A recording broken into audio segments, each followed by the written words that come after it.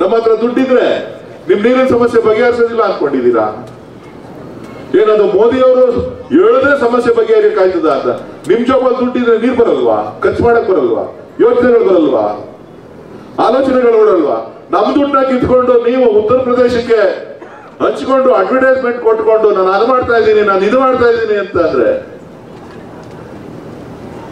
Metro ವಿಸ್ತರಣೆ ಮಾಡ್ಲಿಕ್ಕೆ ಆಗೋದಿಲ್ವಾ? Traffic ಸಮಸ್ಯೆಗೆ ಫ್ಲೈಓವರ್ಗಳು, ಅಂಡರ್ ಪಾಸ್ಗಳನ್ನು ಮಾಡ್ಲಿಕ್ಕೆ ಸಾಧ್ಯ ಇಲ್ವಾ? ಸಂಪೂರ್ಣವಾಗಿ ಕೆರೆಗಳನ್ನು ತುಂಬಿಸ್ಲಿಕ್ಕೆ ಸಾಧ್ಯ ಆಗೋದಿಲ್ವಾ? ಯುವಕರಿಗೆ ಉದ್ಯೋಗಗಳನ್ನು ಸೃಷ್ಟಿ ಮಾಡ್ಲಿಕ್ಕೆ ಸಾಧ್ಯ ಆಗೋದಿಲ್ವಾ? 4 ಲಕ್ಷ ಕೋಟಿ ಇತ್ತು ಅಂದ್ರೆ ಗುಜರಾತ್ಗೆ ಫೈನಾನ್ಸ್ ಸಿಟಿ ಬೇಕಂತೆ, ಗುಜರಾತ್ಗೆ ಬುಲೆಟ್ ಟ್ರೈನ್ ಬೇಕಂತೆ, ಬೆಂಗಳೂರಿಗೆ ಚೆನ್ನೈಗೆ ಬುಲೆಟ್ ಟ್ರೈನ್ ಬೇಡವಾ? ದುಡ್ಡು ಕೊಡೋರು ನಾವು, ಮಜಾ ಮಾಡೋರು ಅವರ. ನಾವು ಇಲ್ಲಿ ಗ್ಯಾರಂಟಿಯನ್ನ ಯೋಜನೆಯನ್ನ ಅನುಷ್ಠಾನ ಮಾಡ್ಬಿಟ್ರೆ ಸರ್ಕಾರ ದಿವಾಳಿ ಆಗೋಯ್ತದೆ ಅಂತೇಳಿ ಒಬ್ಬೆ ಹೊಡಿತೀರಾ ನೀವು?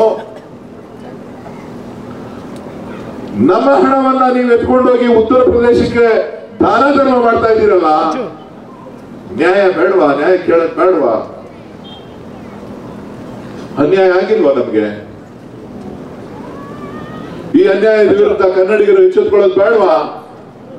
ದಕ್ಷಿಣ ಭಾರತದವರು ಎಚ್ಚೆತ್ಕೊಳ್ಳೋದು ಬೇಡವಾ? ಬೆಂಗಳೂರಿಗೆ ಎಷ್ಟು ಕೊಟ್ಟಿದ್ದಾರೆ ಅಂತ? 10 ವರ್ಷದಿಂದ 4,000 ಕೋಟಿ ಕೊಟ್ಟಿದ್ದಾರೆ. ಬೆಂಗಳೂರಿನ ಅಭಿವೃದ್ಧಿಗೆ 10 ವರ್ಷದಿಂದ ಕೊಟ್ಟಿರ್ತಕ್ಕಂಥ ಅನುದಾನ ಕೇವಲ 4,000 ಕೋಟಿ ರೂಪಾಯಿ.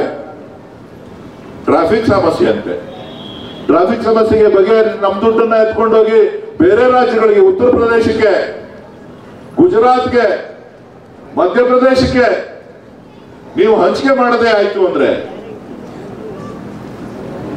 ನಿಮ್ಮ ಬೆವರಿನ ಹಣ, ನಿಮ್ಮ ದಿನ ನಿತ್ಯ ಕೂಲಿ ಮಾಡಿ ಬದುಕನ್ನ ಕಟ್ಕೊಳ್ತಾ ಇರ್ತಕ್ಕಂಥ ಹಣ ಇವತ್ತು ಬೇರೆ ರಾಜ್ಯಗಳಿಗೆ ಹೋಗ್ತದೆ ಅಂತ ಅಂದ್ರೆ ಅದನ್ನ ಪ್ರಶ್ನೆ ಮಾಡಿದ್ರೆ ಅದು ಕನ್ನಡಿಗರ ತಪ್ಪಾಗ್ತದೆ ಅಂದ್ರೆ, ಅನ್ಯಾಯ ಆಗ್ತಾ ಇದೆ ದಕ್ಷಿಣ ಭಾರತಕ್ಕೆ ಅಂದ್ರೆ ನನ್ನನ್ನ ವಜಾ ಮಾಡಿ ಅಂತಾರೆ, ಇನ್ನೊಬ್ರು ಗುಂಡಿ ಕೊಲ್ಲಿ ಅಂತಾರೆ. ನಾನೇನಾದ್ರು ರಾಜಕೀಯ ಮಾತಾಡದ? ನೀವು ಮಾಡ್ತಾ ಇರೋ ಅನ್ಯಾಯ ಹೇಳಿದ್ದೀನಿ.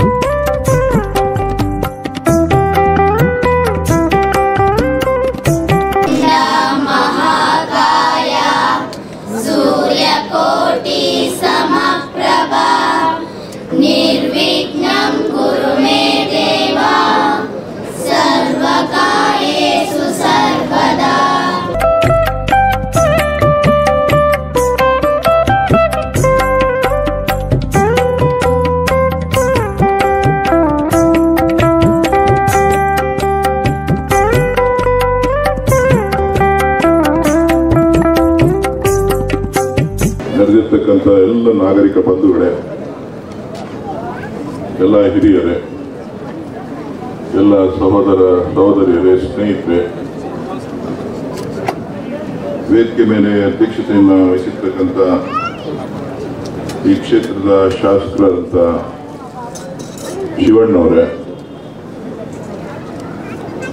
ತಹಶೀಲ್ದಾರ್ ಅವರಿದ್ದಾರೆ, ನಗರಸಭೆ ಎಲ್ಲ ಗೌರವಾನ್ವಿತ ಸದಸ್ಯರುಗಳಿದ್ದಾರೆ, ಬ್ಲಾಕ್ ಕಾಂಗ್ರೆಸ್ನ ಅಧ್ಯಕ್ಷರಾದಂಥ ಲಿಂಗಣ್ಣವರಿದ್ದಾರೆ, ಶ್ರೀಧರ್ ಇದ್ದಾರೆ,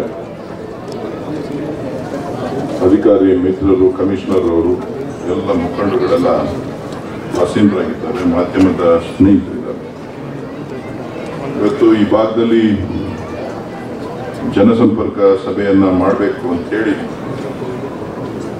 ನಾನು ಮಾನ್ಯ ಶಾಸಕರಿಬ್ಬರು ಸೇರಿ ಇವತ್ತು ನಿಮ್ಮ ಭಾಗಕ್ಕೆ ಬಂದಿದ್ದೇವೆ.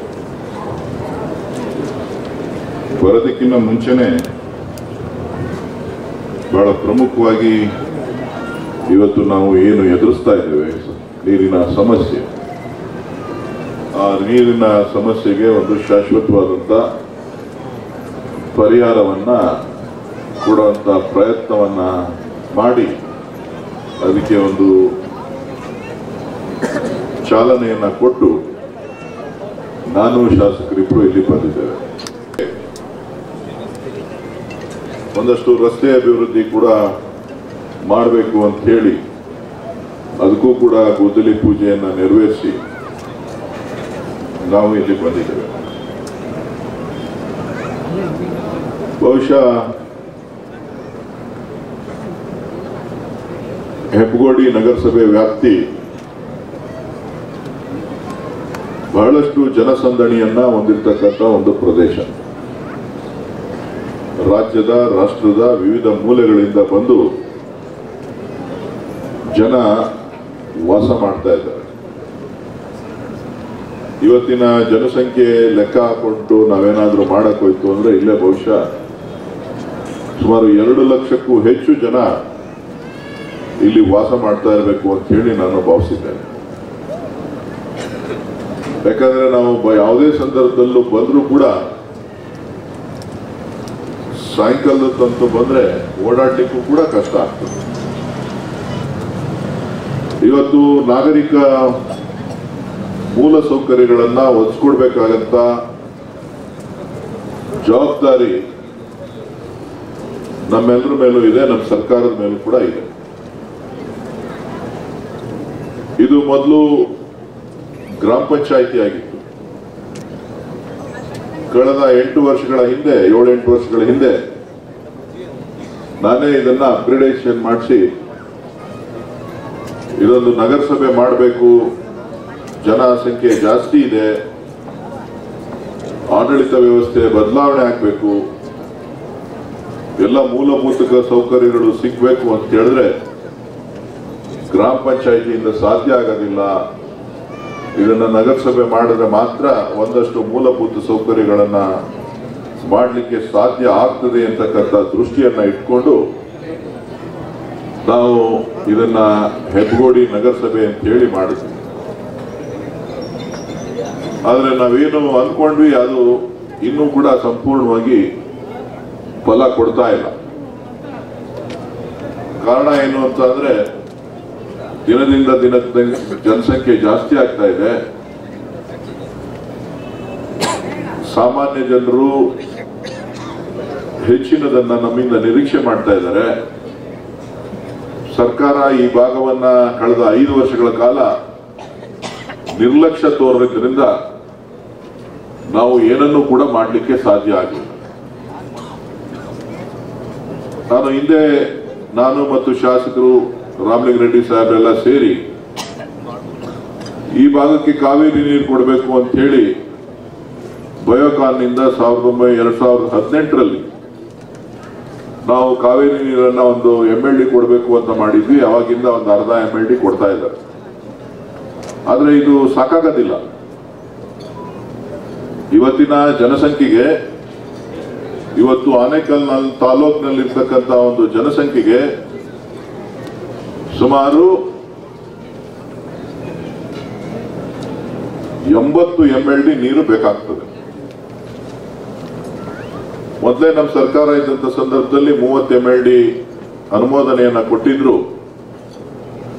ತದನಂತರ ಬಂದಂತ ಸರ್ಕಾರ ಅದನ್ನ ತಡೆ ಹಿಡಿದಿತ್ತು. ಈಗ ಮತ್ತೆ ನಮ್ಮ ಸರ್ಕಾರ ಬಂದ ಮೇಲೆ ತಮ್ಮೆಲ್ಲರ ಆಶೀರ್ವಾದದಿಂದ ಶಿವಣ್ಣವರು ಮತ್ತೆ ಪುನರ್ ಆಯ್ಕೆ ಆದ ಮೇಲೆ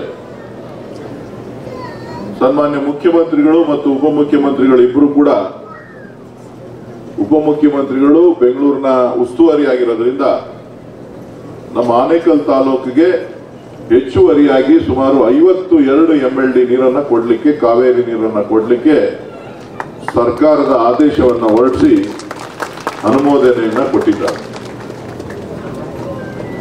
ಸೊ ಅನುಮೋದನೆ ಒಂದೇ ಕೊಟ್ಟಿಲ್ಲ, ಸುಮಾರು 450 ಕೋಟಿ ರೂಪಾಯಿ ವೆಚ್ಚದಲ್ಲಿ ಪೈಪ್ಲೈನ್ ಅನ್ನ ಕೂಡ ಮಾಡಲಿಕ್ಕೆ ಅನುಮೋದನೆಯನ್ನ ಕೊಟ್ಟಿದ್ದಾರೆ. ಇನ್ನೊಂದು ವಾರ 10 ದಿನದೊಳಗಡೆ, 10-15 ದಿನದೊಳಗಡೆ ಟೆಂಡರ್ ಕರಿಬೇಕು. ಆದರೆ ಚುನಾವಣೆ ಬರ್ತಾ ಇದೆ. ಸೊ ಒಟ್ಟಾರೆ ಏನಾದ್ರೂ ಮಾಡಿ ಇವತ್ತು ನಾವು ಈ ಭಾಗಕ್ಕೆ ಕಾವೇರಿ ನೀರನ್ನ ಕೊಡಬೇಕು ಅಂತಕ್ಕಂಥ ಒಂದು ಪರಿಕಲ್ಪನೆಯನ್ನ ನಾನು ಮತ್ತು ಶಿವಣ್ಣವರಿಬ್ಬರು ಶಾಸಕರಿಬ್ಬರು ಕೂಡ ಇಟ್ಕೊಂಡು ಆ ನಿಟ್ಟಿನಲ್ಲಿ ನಾವು ಕೆಲಸ ಕಾರ್ಯಗಳನ್ನ ಮಾಡ್ತಾ ಇದ್ದೇವೆ. ಜೊತೆಗೆ ಒಳಚರಂಡಿ ವ್ಯವಸ್ಥೆ, ಆ ಒಳಚರಂಡಿ ವ್ಯವಸ್ಥೆಯನ್ನು ಕೂಡ ಸಂಪೂರ್ಣವಾಗಿ ಮಾಡಬೇಕು ಅಂತ ಹೇಳಿ ಈಗಾಗಲೇ ಸುಮಾರು 178 ಕೋಟಿ ರೂಪಾಯಿ ವೆಚ್ಚಕ್ಕೆ DPR ಆಗಿದೆ. ಅತಿ ಶೀಘ್ರದಲ್ಲೇ ಅದಕ್ಕೂ ಕೂಡ ಅನುಮೋದನೆಯನ್ನ ತೆಗೆದುಕೊಂಡು ಕುಡಿಯ ನೀರು ಮತ್ತು ಒಳಚರಂಡಿ ಇವೆರಡೂ ಕೂಡ ನಮ್ಮ ಮೊದಲನೇ ಆದ್ಯತೆಯಾಗಿ ಕೆಲಸ ಮಾಡಬೇಕು ಅಂತ ಹೇಳಿ ನಾವು ಈಗ ಕಾರ್ಯಕ್ರಮವನ್ನ ಪ್ರಾರಂಭ ಮಾಡಿದ್ದೇವೆ. ಬಹುಶಃ ಬರ ಇದೆ, ನೀರಿನ ಸಮಸ್ಯೆ ಇದೆ. ಈಗ ತಾನೇ ನಾನು ಮೊದಲೇ ಹೇಳಿದಾಗೆ ಒಂದು ಮೀಟರ್ ಅನ್ನ ಕೂಡ ಕಾವೇರಿ ನಿಗಮದವರು 22 ಲಕ್ಷ ರೂಪಾಯಿ, ಕಾವೇರಿ BWSSB 22 ಲಕ್ಷ ರೂಪಾಯಿಯನ್ನ ಕಟ್ಟಿಸ್ಕೊಂಡು ಈಗ ಒಂದು ಮೀಟರ್ ಕೂಡ ಹಾಕಿದ್ದಾರೆ. 1-2 ದಿನದಲ್ಲಿ, ನಾಳೆಯಿಂದಾನೇ ನೀರು ಕೊಡಬೇಕು ಅಂತ ಕೇಳಿದೀನಿ. ಇನ್ನು 1 MLD ಹೆಚ್ಚುವರಿಯಾಗಿ ಈ ಭಾಗಕ್ಕೆ ಕಾವೇರಿ ನೀರನ್ನ ಕೊಡಿ ಅಂತ ಹೇಳಿ ಅದಕ್ಕೂ ಕೂಡ ಅನುಮೋದನೆಯನ್ನ ಮಾನ್ಯ ಉಪಮುಖ್ಯಮಂತ್ರಿಗಳು ನೀಡಿ ಇವತ್ತು ಈ ಭಾಗದ ನೀರಿನ ಸಮಸ್ಯೆ, ಎಲ್ಲದಕ್ಕೂ ನಾವು ಕಾವೇರಿ ನೀರನ್ನ ಕೊಡ್ಲಿಕ್ಕೆ ಸಾಧ್ಯ ಆಗೋದಿಲ್ಲ. ಕುಡಿಲಿಕ್ಕೆ ಏನ್ ಬೇಕೋ ಅದನ್ನ ನಾವು ತಾತ್ಕಾಲಿಕವಾಗಿ ನಾವು ಕೊಡ್ತಾ ಇದ್ದೇವೆ. ಜೂನ್ ಆದ ನಂತರ ನಿಮಗೆ ನೀರು ಎಷ್ಟು ಬೇಕೋ ಅಷ್ಟನ್ನ ನಾವು ಕೊಡಿಸ್ಲಿಕ್ಕೆ ನಮ್ಮ ಸರ್ಕಾರ, ಸನ್ಮಾನ್ಯ DK ಶಿವಕುಮಾರ್ ಅವರು ಮತ್ತು ನಾನು, ಶಿವಣ್ಣವರು 3 ಜನ ಬದ್ಧರಾಗಿದ್ದೇವೆ. ನಿಮ್ಮ ನಗರಸಭೆ ವ್ಯಾಪ್ತಿಗೆ ಎಷ್ಟು ನೀರು ಕೇಳ್ತೀರಿ ಅಷ್ಟು ನೀರು ನಾವು ಕೊಡ್ತೀವಿ. ನಿಮ್ಮ ಡಿಸ್ಟ್ರಿಬ್ಯೂಷನ್ ನೆಟ್ವರ್ಕ್ ಸರಿ ಇರಬೇಕು. ಸೊ ಆ ಒಂದು ಕೆಲಸ ಇವತ್ತು ನಮ್ಮ ಸರ್ಕಾರದ ಅಡಿನಲ್ಲಿ ಆಗ್ತಾ ಇದೆ ಅಂತಕ್ಕಂಥದ್ದನ್ನ ನಾನು ತಮ್ಮ ಜೊತೆ ಬಹಳ ಸಂತೋಷದಿಂದ ಹೇಳ್ಕೊಳ್ಳಿಕ್ಕೆ ಬಯಸ್ತೇನೆ. ಇವತ್ತು ನೀವು ಬಂದಿದ್ದೀರಿ, ಇಲ್ಲಲ್ಲ ಅನೇಕ ಸಮಸ್ಯೆಗಳನ್ನ ಹೊತ್ತು ತಂದಿದ್ದೀರಿ. ಕೆಲವರು ರಸ್ತೆ ಆಗ್ಬೇಕು ಅಂತ ಬಂದಿದ್ದೀರಿ, ಕೆಲವರು ಲೇಔಟ್ಗಳಲ್ಲಿ ಒಳಚರಂಡಿ ಹಾಕ್ಬೇಕು, ಲೇಔಟ್ಗಳಿಗೆ ಖಾತೆ ಹಾಕ್ಬೇಕು. ಅಲ್ಲಿಂದ ಬಂದ ಮೇಲೆ ಕೆಲವರು ಹಕ್ಕುಪತ್ರಗಳು ಇಲ್ಲಿ ಮನೆಗಳನ್ನ ಕಟ್ಕೊಂಡಿದ್ದಾರೆ. ಸುಮಾರು ಒಂದು 200-250 ಜನ ಮನೆಗಳನ್ನ ಕಟ್ಕೊಂಡ್ಬಿಟ್ಟಿದ್ದಾರೆ. KEDB ಅಕ್ವೈರ್ಡ್ ಲ್ಯಾಂಡ್ ಅಲ್ಲಿ ಅವರು ಹಕ್ಕುಪತ್ರ ಬೇಕು ಅಂತ ಹೇಳಿ ಬಂದಿದ್ದಾರೆ. ಸೊ ಹೀಗೆ ಹಲವಾರು ಸಮಸ್ಯೆಗಳನ್ನ ಹೊತ್ತು ತಾವೆಲ್ಲ ಇಲ್ಲಿ ಬಂದಿದ್ದೀವಿ. ಖಂಡಿತ ಪ್ರತಿಯೊಂದಕ್ಕೂ ಕೂಡ ನಾನು ಮತ್ತು ಶಾಸಕರು ಈಗಾಗಲೇ ತಹಶೀಲ್ದಾರ್ ಅವರಿಗೆ ಸೂಚನೆಯನ್ನ ಕೊಟ್ಟಿದ್ದೇವೆ. ಯಾವ KEDB ಲ್ಯಾಂಡ್ ನಲ್ಲಿ ಮನೆಗಳನ್ನ ಕಟ್ಟಿದ್ದೀರಿ ಅದನ್ನ ಸಂಪೂರ್ಣವಾಗಿ ಅಳತೆ ಮಾಡಿ KEDBಗೆ ಕಳಿಸ್ಕೊಟ್ರೆ ಅದನ್ನ ಬೋರ್ಡ್ ನಲ್ಲಿ ಇಟ್ಟು ಸರ್ಕಾರ ಕ್ಯಾಬಿನೆಟ್ಗೆ ಕಳಿಸಿ ಅದನ್ನ ಬಿಡುಗಡೆ ಮಾಡಿ ನಿಮಗೆ ಹಕ್ಕುಪತ್ರಗಳನ್ನ ಕೊಡಿಸುವಂತ ಕೆಲಸ ಕೂಡ ನಮ್ಮ ಸರ್ಕಾರ ಮಾಡ್ತದೆ. ಅದಕ್ಕೆ ನಾವು ಭದ್ರಾಗಿದ್ದೇವೆ, ನಾನು ಶಿವಣ್ಣವರು ಅಂತಕ್ಕಂಥ ಮಾತನ್ನ ಈ ಸಂದರ್ಭದಲ್ಲಿ ನಾನು ಹೇಳಲಿಕ್ಕೆ ಬಯಸ್ತೇನೆ. ಸೊ ಹೀಗೆ 10 ಹಲವು ಕಾರ್ಯಕ್ರಮಗಳನ್ನ ಅಭಿವೃದ್ಧಿಯ ಚಿಂತನೆಯನ್ನ ಇಟ್ಕೊಂಡಿದ್ದೇವೆ. ಕೆರೆ ತುಂಬಿಸೋ ಯೋಜನೆ ಮಾಡ್ತೀವಿ ಅಂತ ಹೇಳಿದ್ವಿ.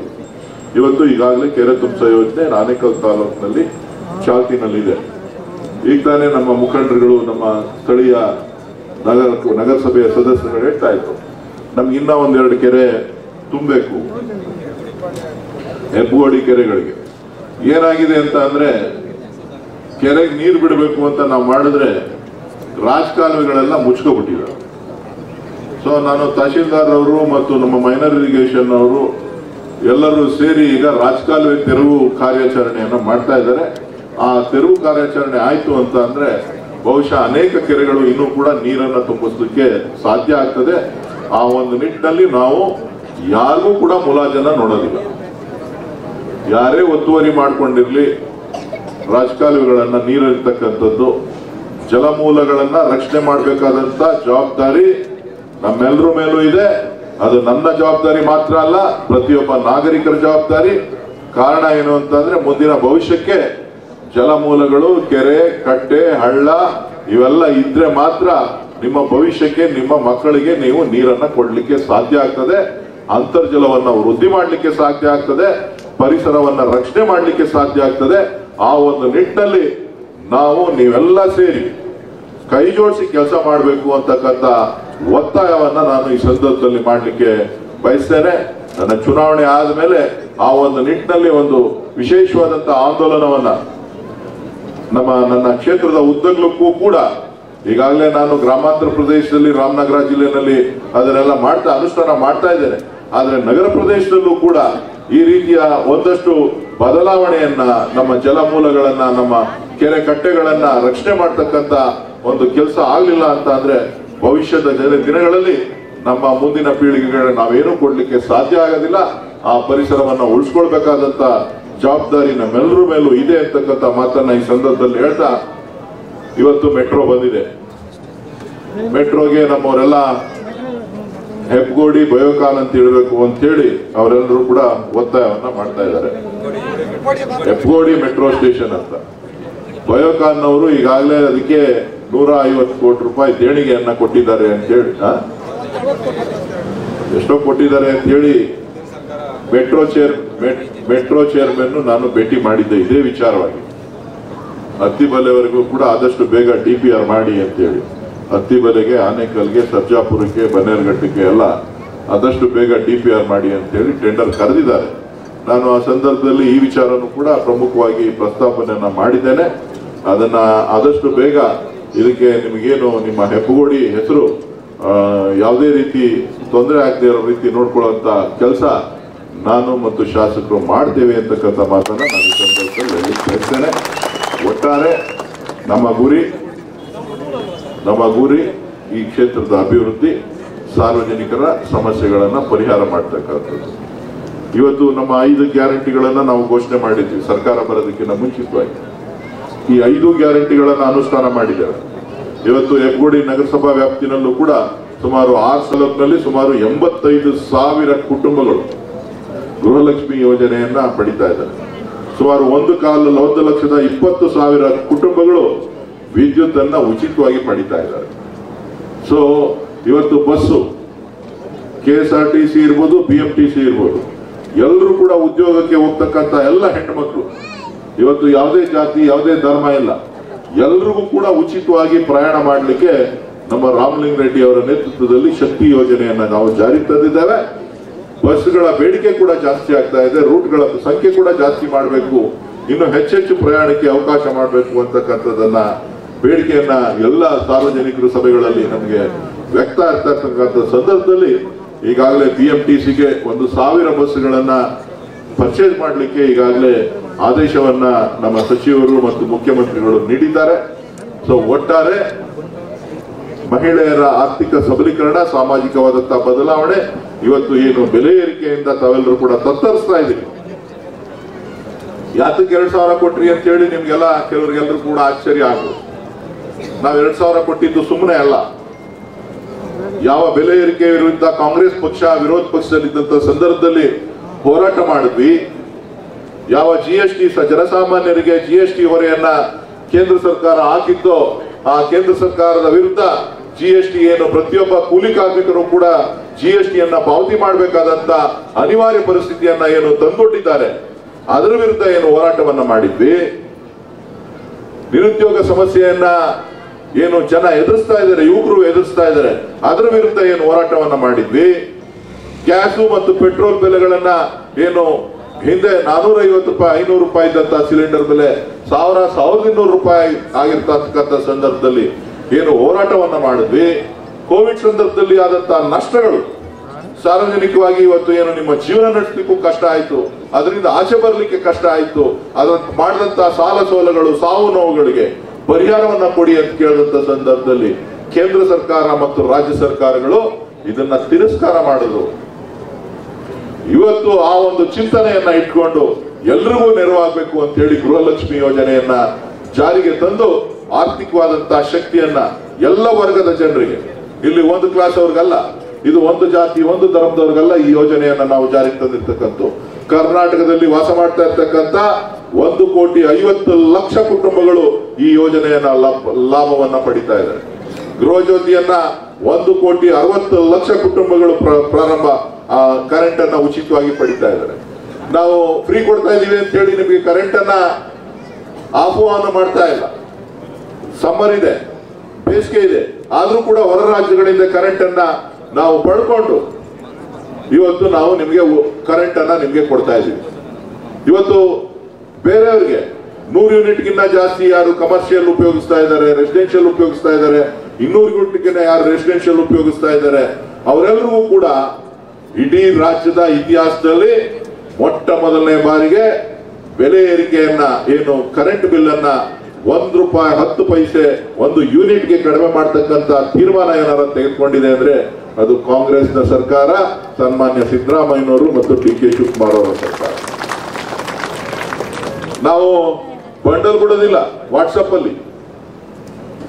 ಅಲ್ಲಿ ನಾವು ಬಂಡಲ್ ಬಿಟ್ಕೊಂಡು ಕಾಲ ಕಳೆಯೋದಿಲ್ಲ, ಅಥವಾ ಇಲ್ಲದೇ ಇರೋದನ್ನ ಪ್ರಚಾರವನ್ನ ಪ್ರತಿನಿತ್ಯ ಮಾಧ್ಯಮಗಳಲ್ಲಿ ಅಡ್ವರ್ಟೈಸ್ಮೆಂಟ್ ಮುಖಾಂತರ ಗ್ಯಾರಂಟಿಗಳನ್ನ ಯಾರು ಬೈದ್ರು, ಯಾವ ಗ್ಯಾರಂಟಿಯನ್ನ ಟೀಕೆ ಮಾಡಿದ್ರು ಕರ್ನಾಟಕಕ್ಕೆ ಬಂದು ಅವರು ಇವತ್ತು ಗ್ಯಾರಂಟಿಗಳ ಬಗ್ಗೆ ಮಾತನಾಡ್ತಾರೆ.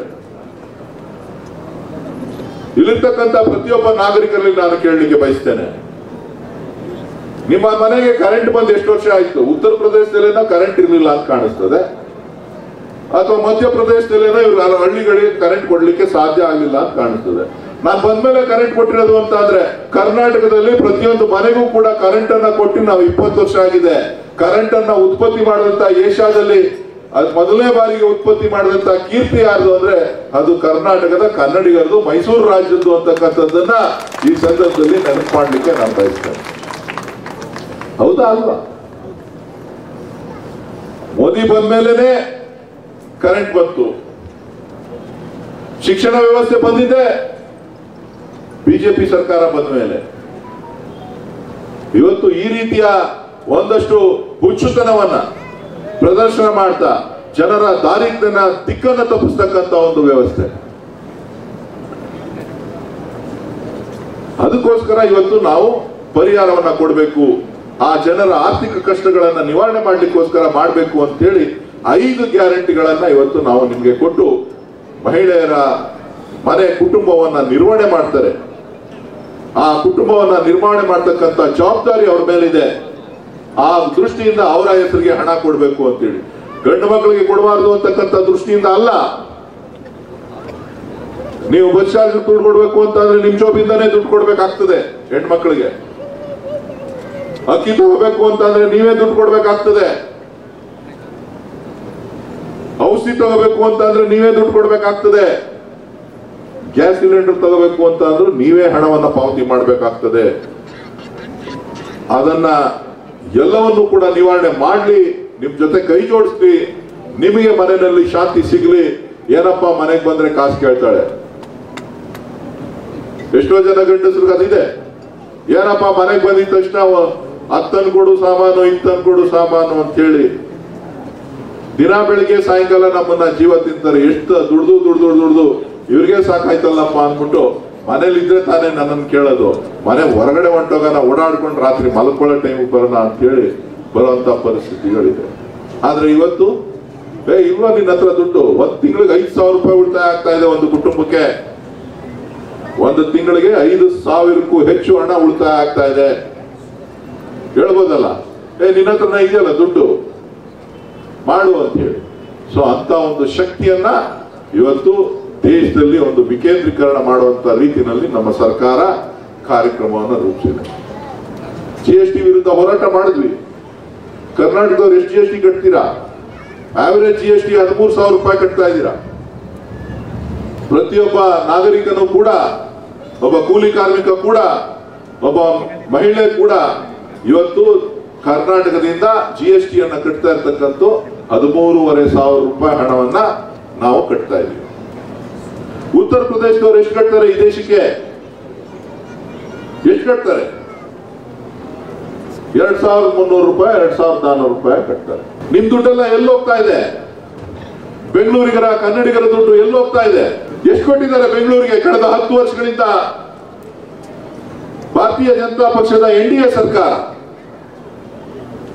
ಕಳೆದ 10 ವರ್ಷಗಳಿಂದ ಎಷ್ಟು ಹಣವನ್ನ ಬೆಂಗಳೂರಿನ ಅಭಿವೃದ್ಧಿಗೆ, ಬೆಂಗಳೂರಿನ ನಾಗರಿಕರಿಗೆ ಅನುಕೂಲ ಆಗಲಿ, ರಸ್ತೆ ಸಮಸ್ಯೆ ಬಗೆಹರಿಲಿ, ಕುಡಿ ನೀರಿನ ಸಮಸ್ಯೆ ಬಗೆಹರಿಲಿ, ಕಾವೇರಿ ಮೇಕೆದಾಟು ಯೋಜನೆ ಅನುಷ್ಠಾನ ಆಗಲಿ, ಅಥವಾ ಮೆಟ್ರೋ ಸಂಪೂರ್ಣವಾಗಿ ಬಳಕೆ ಆಗಲಿ, ಎಷ್ಟು ಹಣ ಕೊಟ್ಟಿದ್ದಾರೆ? ಬೆಂಗಳೂರಿನಿಂದ ಎಷ್ಟು ಇಸ್ಕೊತಾ ಇದ್ದಾರೆ? ಯಾರೋ ಸಂಸತ್ ಸದಸ್ಯರು ಹೇಳ್ತಾ ಇದ್ರು ನನಗೆ, ಏನು ಟ್ಯಾಕ್ಸ್ ಎಲ್ಲ ಬೆಂಗಳೂರಿಂದ ಬರುತ್ತೆ ಉತ್ತರ ಕರ್ನಾಟಕದವರಿಗೆ ಅಂತ ಅಂದ್ರೆ ಏನಿದೆ ಅರ್ಥ ಅಂತ ಹೇಳಿ ನನ್ನನ್ನ ಪ್ರಶ್ನೆ ಮಾಡ್ತಾ ಇದ್ರು. ಆಯ್ತಪ್ಪ, ಬೆಂಗಳೂರಿಂದ ಕೊಟ್ಟಂತ ಹಣವನ್ನ ಕೇಂದ್ರ ಸರ್ಕಾರದವರು ಬೆಂಗಳೂರಿಗೆ ಎಷ್ಟು ಕೊಟ್ಟಿದ್ದಾರೆ ಅಂತಕ್ಕಂಥದ್ದನ್ನ ಸರ್ಕಾರ ಹೇಳಿ, ಸರ್ಕಾರ ಹೇಳ್ಬೇಕಲ್ಲ. ಎಷ್ಟು ಕೊಟ್ಟಿದ್ದಾರೆ ಗೊತ್ತಾ ಬೆಂಗಳೂರಿಗೆ? 1 ವರ್ಷಕ್ಕೆ 4 ಲಕ್ಷ ಕೋಟಿ ಕೊಡ್ತೀವಿ. ಯಾರು? ಈ ರಾಜ್ಯದ ಕರ್ನಾಟಕದಲ್ಲಿ ವಾಸ ಮಾಡ್ತಾ ಇರ್ತಕ್ಕಂಥ ತೆರಿಗೆದಾರರ ಹಣ, GST ಹಣ, ಸೆಸ್ಗಳ ಮುಖಾಂತರ ಪೆಟ್ರೋಲ್ ಡೀಸೆಲ್ ನಲ್ಲಿ ಕೊಡ್ತಾ ಇರ್ತಕ್ಕಂಥ ಹಣ, ಈ ಹಣ 4 ಲಕ್ಷ ಕೋಟಿ ಈ ರಾಜ್ಯಕ್ಕೆ, ಈ ರಾಜ್ಯದಿಂದ ದೇಶಕ್ಕೆ ಕೊಡ್ತಾ ಇರ್ತಕ್ಕಂಥದ್ದು. ಅವ್ರು ಕೊಡ್ತಾ ಇರ್ತಕ್ಕಂಥದ್ದು 44,000 ಕೋಟಿ. ನಮ್ಮ ಬೆಂಗಳೂರಿಗೆ ಎಷ್ಟು ಕೊಟ್ಟಿದ್ದಾರೆ ಅಂತ ಕೇಳ್ತೀರಾ ಇಲ್ವಾ? ಗೂಗಲ್ಗೆ ಹೋಗಿ ಹುಡುಕಿ, ಬೆಂಗಳೂರಿಗೆ ಹೋಗಿ ಕೇಳಿ ಬೆಂಗಳೂರಿಗೆ ಎಷ್ಟು ಕೊಟ್ಟಿದ್ದಾರೆ ಅಂತ. 10 ವರ್ಷದಿಂದ 4,000 ಕೋಟಿ ಕೊಟ್ಟಿದ್ದಾರೆ. ಬೆಂಗಳೂರಿನ ಅಭಿವೃದ್ಧಿಗೆ 10 ವರ್ಷದಿಂದ ಕೊಟ್ಟಿರ್ತಕ್ಕಂಥ ಅನುದಾನ ಕೇವಲ 4,000 ಕೋಟಿ ರೂಪಾಯಿ. ಟ್ರಾಫಿಕ್ ಸಮಸ್ಯೆ ಅಂತೆ, ಟ್ರಾಫಿಕ್ ಸಮಸ್ಯೆಗೆ ಬಗೆಹರಿಸಿ ನಮ್ಮ ದುಡ್ಡನ್ನ ಎತ್ಕೊಂಡೋಗಿ ಬೇರೆ ರಾಜ್ಯಗಳಿಗೆ, ಉತ್ತರ ಪ್ರದೇಶಕ್ಕೆ, ಗುಜರಾತ್ಗೆ, ಮಧ್ಯಪ್ರದೇಶಕ್ಕೆ ನೀವು ಹಂಚಿಕೆ ಮಾಡದೇ ಆಯ್ತು ಅಂದ್ರೆ ನಿಮ್ಮ ಬೆವರಿನ ಹಣ, ನಿಮ್ಮ ದಿನ ನಿತ್ಯ ಕೂಲಿ ಮಾಡಿ ಬದುಕನ್ನ ಕಟ್ಕೊಳ್ತಾ ಇರ್ತಕ್ಕಂಥ ಹಣ ಇವತ್ತು ಬೇರೆ ರಾಜ್ಯಗಳಿಗೆ ಹೋಗ್ತದೆ ಅಂತ ಅಂದ್ರೆ, ಅದನ್ನ ಪ್ರಶ್ನೆ ಮಾಡಿದ್ರೆ ಅದು ಕನ್ನಡಿಗರ ತಪ್ಪಾಗ್ತದೆ ಅಂದ್ರೆ, ಅನ್ಯಾಯ ಆಗ್ತಾ ಇದೆ ದಕ್ಷಿಣ ಭಾರತಕ್ಕೆ ಅಂದ್ರೆ ನನ್ನನ್ನ ವಜಾ ಮಾಡಿ ಅಂತಾರೆ, ಇನ್ನೊಬ್ರು ಗುಂಡಿ ಕೊಲ್ಲಿ ಅಂತಾರೆ. ನಾನೇನಾದ್ರು ರಾಜಕೀಯ ಮಾತಾಡುತ್ತಾ? ನೀವು ಮಾಡ್ತಾ ಇರೋ ಅನ್ಯಾಯ ಹೇಳಿದ್ದೀನಿ. ನಾವು ಇಲ್ಲಿ ಗ್ಯಾರಂಟಿಯನ್ನ ಯೋಜನೆಯನ್ನ ಅನುಷ್ಠಾನ ಮಾಡ್ಬಿಟ್ರೆ ಸರ್ಕಾರ ದಿವಾಳಿ ಆಗೋಯ್ತದೆ ಅಂತ ಹೇಳಿ ಒಪ್ಪೆ ಹೊಡಿತೀರಾ ನೀವು? ನಮ್ಮ ಹಣವನ್ನ ನೀವು ಎತ್ಕೊಂಡೋಗಿ ಉತ್ತರ ಪ್ರದೇಶಕ್ಕೆ ದಾನ ಧರ್ಮ ಮಾಡ್ತಾ ಇದ್ದೀರಲ್ಲ, ನ್ಯಾಯ ಬೇಡವಾ? ನ್ಯಾಯ ಕೇಳಕ್ ಬೇಡವಾ? ಅನ್ಯಾಯ ಆಗಿಲ್ವಾ ನಮ್ಗೆ? ಈ ಅನ್ಯಾಯದ ವಿರುದ್ಧ ಕನ್ನಡಿಗರು ಎಚ್ಚೆತ್ಕೊಳ್ಳೋದು ಬೇಡವಾ? ದಕ್ಷಿಣ ಭಾರತದವರು ಎಚ್ಚೆತ್ಕೊಳ್ಳೋದು ಬೇಡವಾ? ಉತ್ತರ ಪ್ರದೇಶ ಒಂದಕ್ಕೇನೆ ದಕ್ಷಿಣ ಭಾರತಕ್ಕೆ ಕೊಟ್ಟಿರ್ತಕ್ಕಂಥ ಒಟ್ಟು ಹಣ ಸೇರಿದ್ರೆ, ದಕ್ಷಿಣ ಭಾರತಕ್ಕೆ ಒಟ್ಟು ಹಣ ಏನ್ ಕೊಟ್ಟಿದ್ದಾರೆ 1,40,40,000 80,000 ಕೋಟಿನೋ 60,000 ಕೋಟಿನೋ ಅಷ್ಟಣ ಉತ್ತರ ಪ್ರದೇಶಕ್ಕೆ ಒಂದಕ್ಕೆ ಕೊಟ್ಟಿದ್ದಾರೆ 2.5 ಲಕ್ಷ ಕೋಟಿ. 1 ವರ್ಷಕ್ಕೆ 2,20,000 ಕೋಟಿ ರೂಪಾಯಿ ಹಣ ಕೊಟ್ಟಿದ್ದಾರೆ. 2,20,000 ಕೋಟಿ 5 ರಾಜ್ಯಗಳು ಕೊಟ್ಟಿರುವಂತ ಹಣ 1,60,000 ಕೋಟಿನ ಏನೋ. ಅನ್ಯಾಯ ಅಲ್ವಾ ಇದು? ಪ್ರಚಾರಕ್ಕೋಸ್ಕರ ಚುನಾವಣೆ ಬಂತು ಅಂತ ಹೇಳಿ ಕರ್ನಾಟಕದವರು ಗ್ಯಾರಂಟಿ ಸ್ಕೀಮ್ ಅಲ್ಲಿ 9 kg ಅಕ್ಕಿ ಕೊಡ್ತೀವಿ, 34 ರೂಪಾಯಿ ಗೋಡನ್ ನಲ್ಲಿ, FCI ಗೋಡನ್ ನಲ್ಲಿ, ಕೇಂದ್ರದ ಗೋಡನ್ ನಲ್ಲಿ ಅಕ್ಕಿ ಇದೆ, ಅಕ್ಕಿ ಕೊಡ್ರಿ 34 ರೂಪಾಯಿ ಹಂಗೆ ಅಂತ ಹೇಳಿದ್ರೆ ಅಕ್ಕಿ ಕೊಡ್ಲಿಲ್ಲ. ಈಗ ಬೀದಿಗೆ ಬಂದ್ಬಿಟ್ಟು 29 ರೂಪಾಯಿಗೆ ಅಕ್ಕಿ ಕೊಡ್ತೀನಿ ಅಂತ ನಾಮಟ್ಕಾಡ್ತಾ ಇದೀರಲ್ಲ. ಏನು ಇದೇನು ಧರ್ಮನ? 29 ರೂಪಾಯಿಗೆ ನೀವು ಅಕ್ಕಿ ಕೊಡ್ತೀವಿ, ನಾನು 34 ಕೊಡ್ತೀವಿ, ಸರ್ಕಾರದ ರೇಟ್ ಫಿಕ್ಸ್ ಮಾಡಿದಿರಿ, 34 ರೂಪಾಯಿ ನಾವು ಕೊಡ್ತೀವಿ ಕೊಡಿ ಅಂತ ಅಂದ್ವಿ, ನೀವು ಕೊಡ್ಲಿಲ್ಲ. ಎಲ್ಲ ಒಂದು 10 ಮೂಟೆ ಇಟ್ಬಿಟ್ಟು 50 ಮೂಟೆ ಇಟ್ಬಿಟ್ಟು ಏನೋ ಮಾಡ್ತಾ ಇದ್ದೀನಿ ಅಂತ ಅದು ಸಂಪೂರ್ಣವಾಗಿ ಕೊಡ್ತಾ ಇಲ್ಲ. ನಾಟಕ ಆಡ್ಕೊಂಡು ಪ್ರಚಾರಕ್ಕೋಸ್ಕರ ಈ ಪ್ರಚಾರ ಎಷ್ಟು ದಿನ ನಡೀತದೆ? ನಿಮ್ಮ ತೆರಿಗೆ ಹಕ್ಕು ನಿಮಗೆ ಇಲ್ವಾ? ನೀವು ಅದನ್ನ ಪ್ರಶ್ನೆ ಮಾಡೋದು ಬೇಡವಾ? ನೀವು ಚಿಂತನೆ ಮಾಡ್ಬೇಕಾ ಬೇಡವಾ? ನಾನು ಹೇಳಿದೆ 4 ಲಕ್ಷ ಕೋಟಿ ನಮಗೆ ಕೊಡ್ರಿ, ಇದು ನಾನೆಲ್ಲ ಕೇಳಿರೋದು ಮೊದಲೇ. ನಾವು ನೀವೇನಾದ್ರು ತಪ್ಪು ತಿಳ್ಕೊಬಿಡ್ತೀರಾ? ನರೇಂದ್ರ ಮೋದಿ ಅವರು ಗುಜರಾತ್ ನ ಮುಖ್ಯಮಂತ್ರಿ ಆಗಿದ್ದಂತ ಸಂದರ್ಭದಲ್ಲಿ 2008ರಲ್ಲಿ ನಮ್ ತೆರಿಗೆ ಹಣ ಅನ್ಯಾಯ ಆಗ್ತಾ ಇದೆ ಅಂತ ಹೇಳಿ ಕೇಳಿದಾಗ ಅವರು ರಾಷ್ಟ್ರಭಕ್ತರು, ನಾನು ರಾಷ್ಟ್ರ ವಿರೋಧಿ, ದೇಶ ವಿರೋಧಿಗಳು. 4 ಲಕ್ಷ ಕೋಟಿ ಇದ್ರೆ ಬೆಂಗಳೂರಿನಲ್ಲಿ ನಿಮಗೆ ದಿನನಿತ್ಯ ನೀರು ಕೊಡಕ್ ಆಗೋದಿಲ್ವೇನ್ರಿ?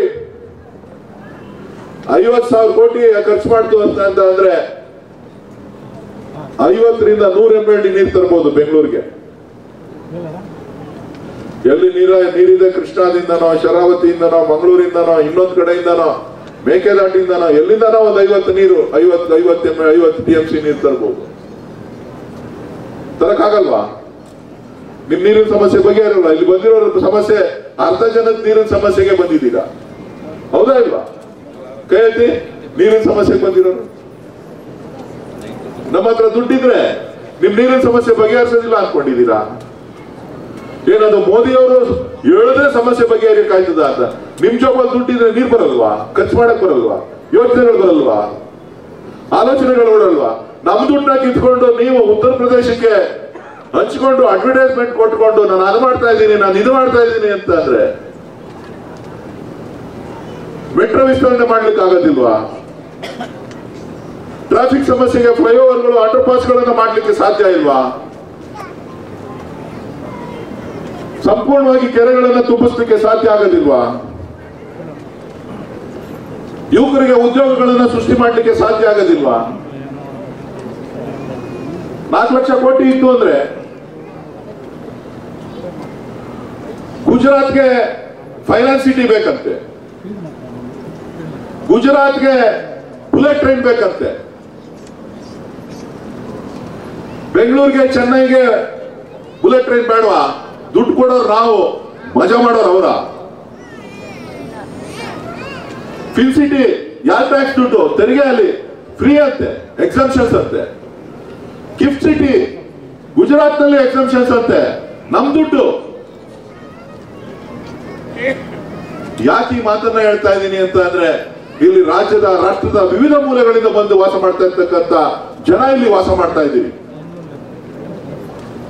ಯುವಕರು ಉದ್ಯೋಗ ಇಲ್ಲದೆ ಅಪ್ಪ ಅಮ್ಮಂದಿರು, ತಂದೆ ತಾಯಂದಿರು ಇವತ್ತು ಶಿಕ್ಷಣಕ್ಕೆ ಹೆಚ್ಚಿನ ಆದ್ಯತೆಯನ್ನ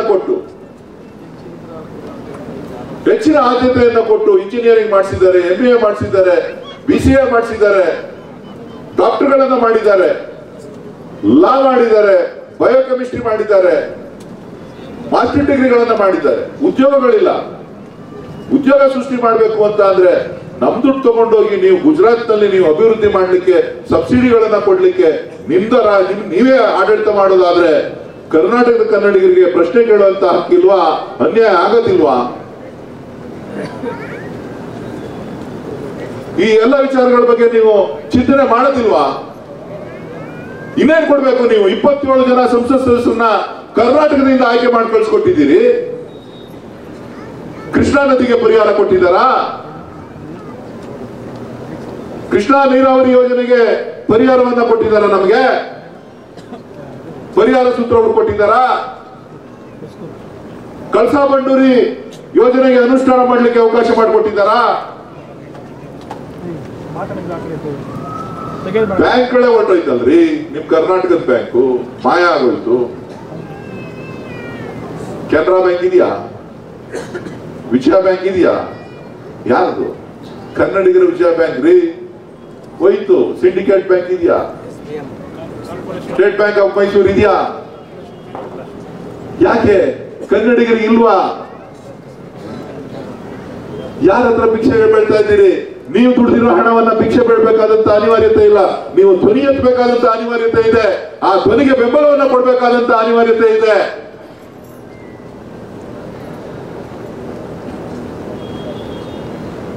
ಇವ್ರು ಬಂದ್ಮೇಲೆ ಸ್ಕೂಲ್ಸ್ಗಳು ಸ್ಟಾರ್ಟ್ ಆಯ್ತಂತೆ ಬೆಂಗಳೂರಲ್ಲಿ. ಇವ್ರು ಬಂದ್ಮೇಲೆ ವಿದ್ಯಾರ್ಥಿಗಳಾಗಿದ್ರಂತೆ. ಇವ್ರು ಬಂದ್ಮೇಲೆ ಎಲ್ಲ ಆಗಿದೆಯಂತೆ. ನಮ್ಮ ಫೈನಾನ್ಸ್ ಮಿನಿಸ್ಟರ್ ಹೇಳ್ತಾರೆ, ನಾವು 5 ಮಾನದಂಡಗಳನ್ನ ಮಾಡಿದ್ದೀವಿ. ಏನ್ 5 ಮಾನದಂಡಗಳು? ಜನಸಂಖ್ಯೆ ನಿಯಂತ್ರಣ. ನಾವು ಮಕ್ಕಳು ಉಳಿಸ್ಬೇಕಾಗಿತ್ತು ಜಾಸ್ತಿ ಅಲ್ಲದೆ. ನಾವು ಜನಸಂಖ್ಯಾ ನಿಯಂತ್ರಣ ಕಾಯ್ದೆ ಬಂದಂತ ಸಂದರ್ಭದಲ್ಲಿ ದಕ್ಷಿಣ ಭಾರತದಲ್ಲಿ ನಾವು ಜನಸಂಖ್ಯೆ ನಿಯಂತ್ರಣ ಆಗ್ಲಿ ಅಂತ ನಾವು ಕಾನೂನನ್ನ ತಂದು ನಾವೆಲ್ಲವನ್ನು ಕೂಡ ಅನುಷ್ಠಾನ ಮಾಡಿ ಬದ್ಧತೆಯಲ್ಲಿ ಬದುಕ್ತಾ ಇದ್ದೀವಿ. ಅದು ತಪ್ಪ? ಅದು ಕಮ್ಮಿ ಆಗೋಯ್ತು ಹಣ. ನನಗೂ ಅದಕ್ಕೂ ಸಂಬಂಧ ಇಲ್ಲ. ಇಲ್ಲಿ ನಮ್ಮ ಆಶಾ ಕಾರ್ಯಕರ್ತರು ಇದ್ದಾರೆ. ಯಾರು 5-6 ಮಕ್ಕಳು ಮಾಡ್ಕೋತೀವಿ ಅಂತಾರೆ ನಮ್ಮೂರಲ್ಲಿ. ಇಲ್ಲ, ಅಯ್ಯೋ ಒಂದೊಂದೇ ಸಾಕು ಅಂತಾರೆ. ಉತ್ತರ ಭಾರತದಲ್ಲಿ ಬೇಜಾನಿದಾರಂತೆ. ಅವ್ರು ಕಂಟ್ರೋಲ್ ಮಾಡಲಿಲ್ಲ ಅಂದ್ರೆ ಅದು ನಮ್ ತಪ್ಪ. ಶಿಕ್ಷಣ ವ್ಯವಸ್ಥೆ ಹೊಟ್ಟೆ ಉರಿತದ್ರಿ ನನಗೆ ಅವ್ರು ಹೇಳೋ ಮಾತುಗಳನ್ನ ಕೇಳ್ಬಿಟ್ರೆ. ಅಲ್ಲ ರೀ, ನಮ್ಮ ಮಕ್ಳಿಗೆ ಒಳ್ಳೆ ಶಿಕ್ಷಣ ಕೊಟ್ಟಿರೋದು ತಪ್ಪೇನ್ರಿ? ಕರ್ನಾಟಕ ಅಭಿವೃದ್ಧಿ ಆಗ್ತಾ ಇರೋದು ತಪ್ಪೇನ್ರಿ? ಒಳ್ಳೆ ಆರೋಗ್ಯ ವ್ಯವಸ್ಥೆಯನ್ನ ಇಟ್ಕೊಂಡಿರೋದು ತಪ್ಪೇನ್ರಿ? ನೀವು ನಿಮ್ಮಲ್ಲೇನೋ ಆಸ್ಪತ್ರೆ ಇಲ್ಲ ಅಂತ ಅಂದ್ರೆ ನಮ್ಮಲ್ಲೂ ಆಸ್ಪತ್ರೆ ಇರಬಾರ್ದು ಅಂತಾನ? ಅಯ್ಯೋ ಶಿವನೇ, ಅದಕ್ಕೆ ನಿಮ್ಗೆ ಹಣ ಕೊಡೋದಿಲ್ಲ, ನೀವು ಮಾಡಿದಿರಿ ಅನ್ಬಿಟ್ಟು ನಮ್ ದುಡ್ಡು ಎತ್ಕೊಂಡು ಹೋಗಿ ಅಲ್ಲಿ ಹಂಚಿಕೆ ಮಾಡ್ಬಿಟ್ರೆ ಕೇಳತ್ತಪ್ಪ. ಏನ್ರಿ ಉತ್ತರ ಭಾರತಕ್ಕೆ ನೀವು ಎಷ್ಟಾರು ಕೊಡ್ತೀವಿ ಅನ್ಬಿಟ್ಟು ನಮ್ ದುಡ್ಡ ನಾವು ಕಷ್ಟದಲ್ಲಿದ್ದೀವಪ್ಪ. ಬರ ಪರಿಹಾರಕ್ಕೆ ದುಡ್ಡು ಕೊಡಿ ನಮ್ಮ ರೈತರಿಗೆ ಅಂತ ಕೊಡ್ಲಿಲ್ಲ. ಕುಡಿಯೋ ನೀರಿಗೆ ಅನುದಾನ ಕೊಡ್ಲಿ ಅಂದ್ರೆ ಕೊಡ್ಲಿಲ್ಲ. ನಿಮಗೆ ಮೀಟಿಂಗ್ ಮಾಡ್ಲಿಕ್ಕೆ ಸಾಧ್ಯ ಇಲ್ಲ. ಚುನಾವಣೆ ರಾಜಕೀಯ ಮಾಡಿಕೊಂಡು ದೇಶದಲ್ಲಿ ಓಡಾಡ್ತಾ ಇದೀರಿ, ಎತ್ಕಟ್ಕೊಂಡು ಓಡಾಡ್ತಾ ಇದೀರಿ. ನಾನ್ ಮನೆ ಮಾಡ್ತಕ್ಕಂಥದ್ದು ಇಷ್ಟ. ಬೇಕಾದಷ್ಟು ಮಾತನಾಡೋದಿದೆ. ಇನ್ನು ನಾನು 5-6 ಕಾರ್ಯಕ್ರಮಗಳು ಹೋಗ್ಬೇಕು. ಶಿವಣ್ಣವ್ರು ಮಾತಾಡ್ಬೇಕು. ನಿಮ್ ಕಷ್ಟ ಏನು ಅಂತೇಳಿ ಅರ್ಜಿಗಳನ್ನು ಬೇರೆ ತಗೋಬೇಕು. ಮುಖ್ಯವಾಗಿ ನಾನು ನಿಮ್ ಕಷ್ಟ ಏನು ಅಂತ ಕೇಳಲಿಕ್ಕೋಸ್ಕರ ಬಂದಿದೆ. ನಾನು ಒಂದು ಭರವಸೆಯನ್ನ ನಿಮಗೆ ಕೊಡ್ಲಿಕ್ಕೆ ಬಯಸ್ತೇನೆ. ತಾವು ಯಾರ್ಯಾರು ನೀರಿಗೆ ಅರ್ಜಿಗಳನ್ನ ಕೊಡ್ತೀರಿ, ನಾನು ಜೂನ್ ನಲ್ಲಿ ಮತ್ತೆ ನನಗೆ ಆಶೀರ್ವಾದ ಮಾಡಿ ಜೂನ್ ನಲ್ಲಿ ನಿಮಗೆ ಎಲ್ರಿಗೂ ಕೂಡ ಈ ಭಾಗಕ್ಕೆ ಎಷ್ಟು ನೀರು ಬೇಕೋ ಅಷ್ಟು ನೀರನ್ನ, ಕುಡಿಯೋ ನೀರನ್ನ, ಕಾವೇರಿ ನೀರನ್ನ ಕೊಟ್ಟು ಅಂತ ಬಿಜೆಪಿಯವರ ವಿರೋಧ ಮಾಡ್ಕೊಳ್ಳಿ, ತಳದವರ ವಿರೋಧ ಮಾಡ್ಕೊಳ್ಳಿ, ಇನ್ನೊಬ್ಬರ ವಿರೋಧ ಮಾಡ್ಕೊಳ್ಳಿ, DK ಶಿವಕುಮಾರ್ ಅವ್ರ ಹತ್ರ ಹೇಳಿ ಅವ್ರನ್ನೇ ಕರ್ಕೊಂಡ್ಬಂದು ನಿಮ್ಗೆ ಎಷ್ಟು ಬೇಕೋ ನೀರಷ್ಟು ಕೊಡ್ಸುವಂತ ಕೆಲಸ ಅವರೇ BWSSB ಮಂತ್ರಿ. ಗೊತ್ತು ತಾನೆ? ನೀರ್ ಗ್ಯಾರಂಟಿ ಬರ್ತದೆ ನಾನು ಹೇಳಿದ್ರೆ ನನ್ನ ಜೊತೆ ನಿಂತ್ಕೊಳ್ಳಿ, ನನ್ಗೆ ಸಹಾಯ ಮಾಡಿ, ನನಗೆ ಆಶೀರ್ವಾದ ಮಾಡಿ ಅಂತಕ್ಕಂಥ ಮಾತನ್ನ ಈ ಸಂದರ್ಭದಲ್ಲಿ ಹೇಳ್ತಾ ತಮ್ಮೆಲ್ರಿಗೂ ಇವತ್ತು ಅನೇಕಗಳನ್ನು ಹೇಳಬೇಕು ಅಂತೇಳಿ 1-2 ಮಾತಷ್ಟೇ. ಇವತ್ತು ನಮ್ಮ ಹೆಬ್ಬಗೋಡಿ ನಗರಸಭಾ ವ್ಯಾಪ್ತಿಯ ಜನಸಂಪರ್ಕ ಸಭೆಯ ಈ ಒಂದು ಕಾರ್ಯಕ್ರಮದ ಉದ್ಘಾಟನೆಯನ್ನು ಮಾಡಿದಂಥ ನಮ್ಮ ಲೋಕಸಭಾ ಸದಸ್ಯರಾದಂಥ ಸನ್ಮಾನ್ಯ DK ಸುರೇಶ್ ಅವರೇ, ಗೌರವಾನ್ವಿತ ಎಲ್ಲ ನಗರಸಭೆಯ ಸದಸ್ಯರುಗಳೇ, ಮುಖಂಡರುಗಳೇ, ಬ್ಲಾಕ್ ಕಾಂಗ್ರೆಸ್ ಸಮಿತಿ ಅಧ್ಯಕ್ಷರಾದಂಥ ಲಿಂಗಣ್ಣವರೇ, KPC ಸದಸ್ಯರಾದಂಥ ರಾಮಚಂದ್ರ ರೆಡ್ಡಿರವರೇ, ಎಲ್ಲ ಅಧಿಕಾರಿ ವರ್ಗದವರೇ, ನಮ್ಮ ಹೆಬ್ಬಗೋಡಿ ಮಾಜಿ ಅಧ್ಯಕ್ಷರು ಮೇಲಪ್ಪಮ್ಮ, ನೀವು ಅಲ್ಲಿ ಕುತ್ಕೊಂಡ್ರೆ ನಮ್ಮ ಗೌರವಲ್ಲ, ಬನ್ನಿ ಮೇಲೆ. ನಮ್ಮ ಈ ಸಭೆಗೆ ಆಗಮಿಸಿರ್ತಕ್ಕಂಥ ಹೆಬ್ಬಗೋಡಿ ನಗರಸಭಾ ವ್ಯಾಪ್ತಿಯಿಂದ ಬಂದಿರತಕ್ಕಂಥ ಎಲ್ಲ ನನ್ನ ಅಕ್ಕ ತಂಗಿಯರು ಮತ್ತು ನನ್ನ ಅಣ್ಣ ತಮ್ಮನವರು, ಈ ಸಭೆ ಉದ್ದೇಶ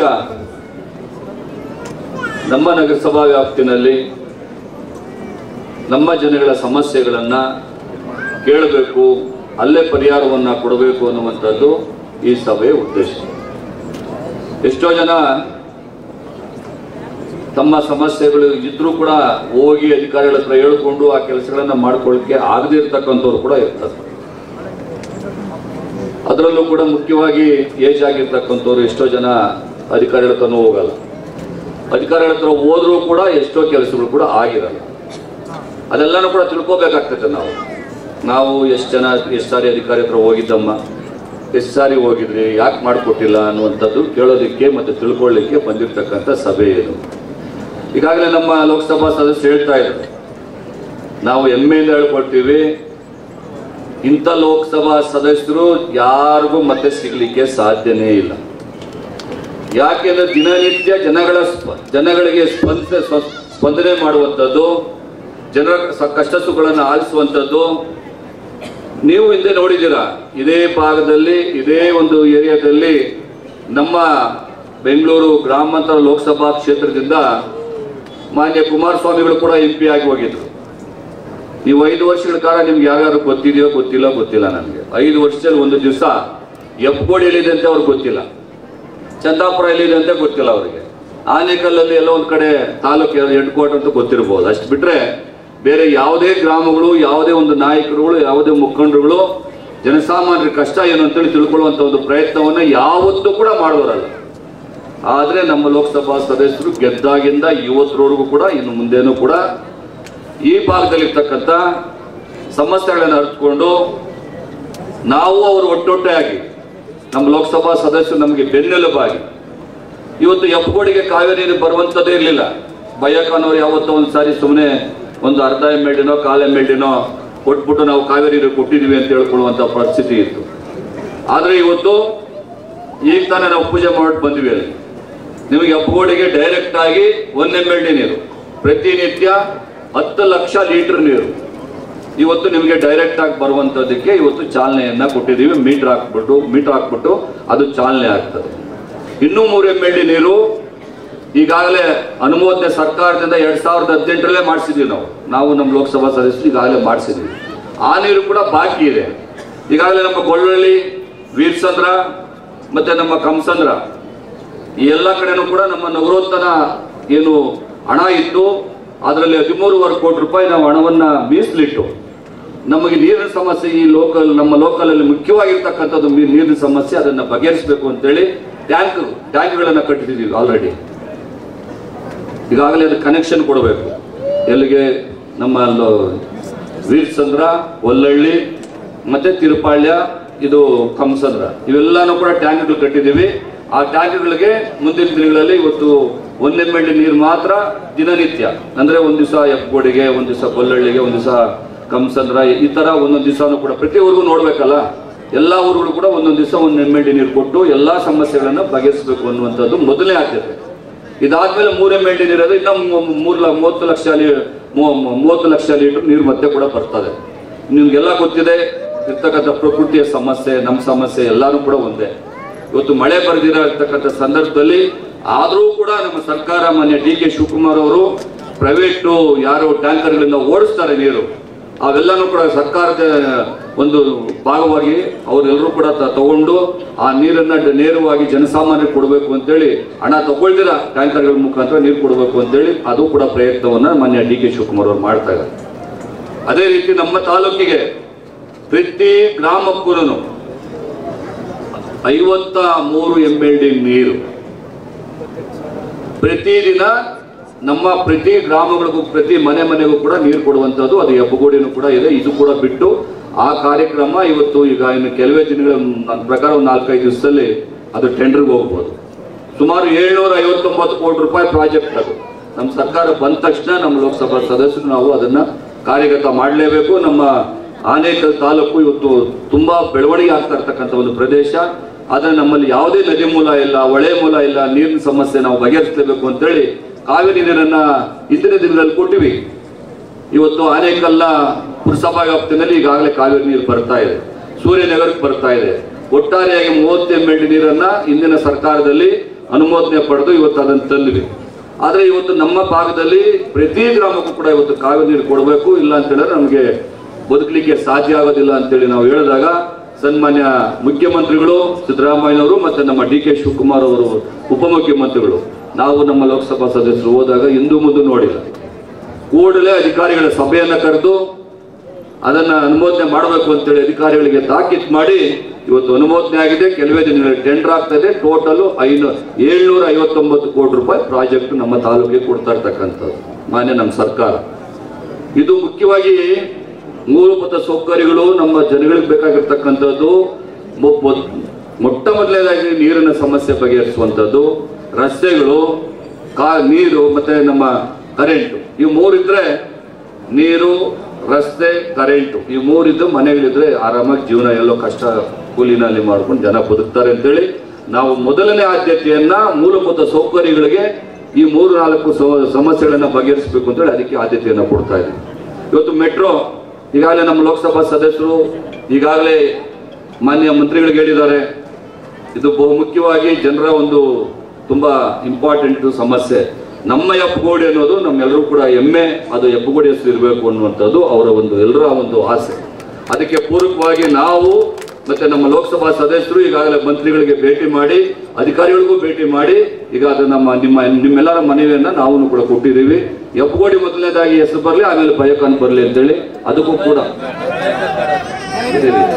ಹೆಬ್ಬಗೋಡಿ ಮೊದಲು, ಆಮೇಲೆ ಪಕ್ಕದಲ್ಲಿ ಬಯೋಕಾನ್ ಬರಲಿ ಅಂತ ಹೇಳಿದೀವಿ. ಯಾಕಂದ್ರೆ ಅವರು ದುಡ್ಡು ಕೊಟ್ಟಿದ್ದಾರೆ, ಸುಮಾರು 65 ಕೋಟಿ ರೂಪಾಯಿ ಮೆಟ್ರೋ ಬರ್ಲಿಕ್ಕೆ ಅವರು ದುಡ್ಡು ಕೊಟ್ಟಿದ್ದಾರೆ. ಅವರೇ ಹಾಕೊಳ್ಳಿ ಕೆಳಗಡೆ ಹಾಕೋತಾರೆ, ಹೆಬ್ಬಗೋಡಿ ಮತ್ತೆ ಅದು ಎರಡನ್ನೂ ಕೂಡ ಬರ್ಲಿ ಅಂತ ಹೇಳಿದೀವಿ.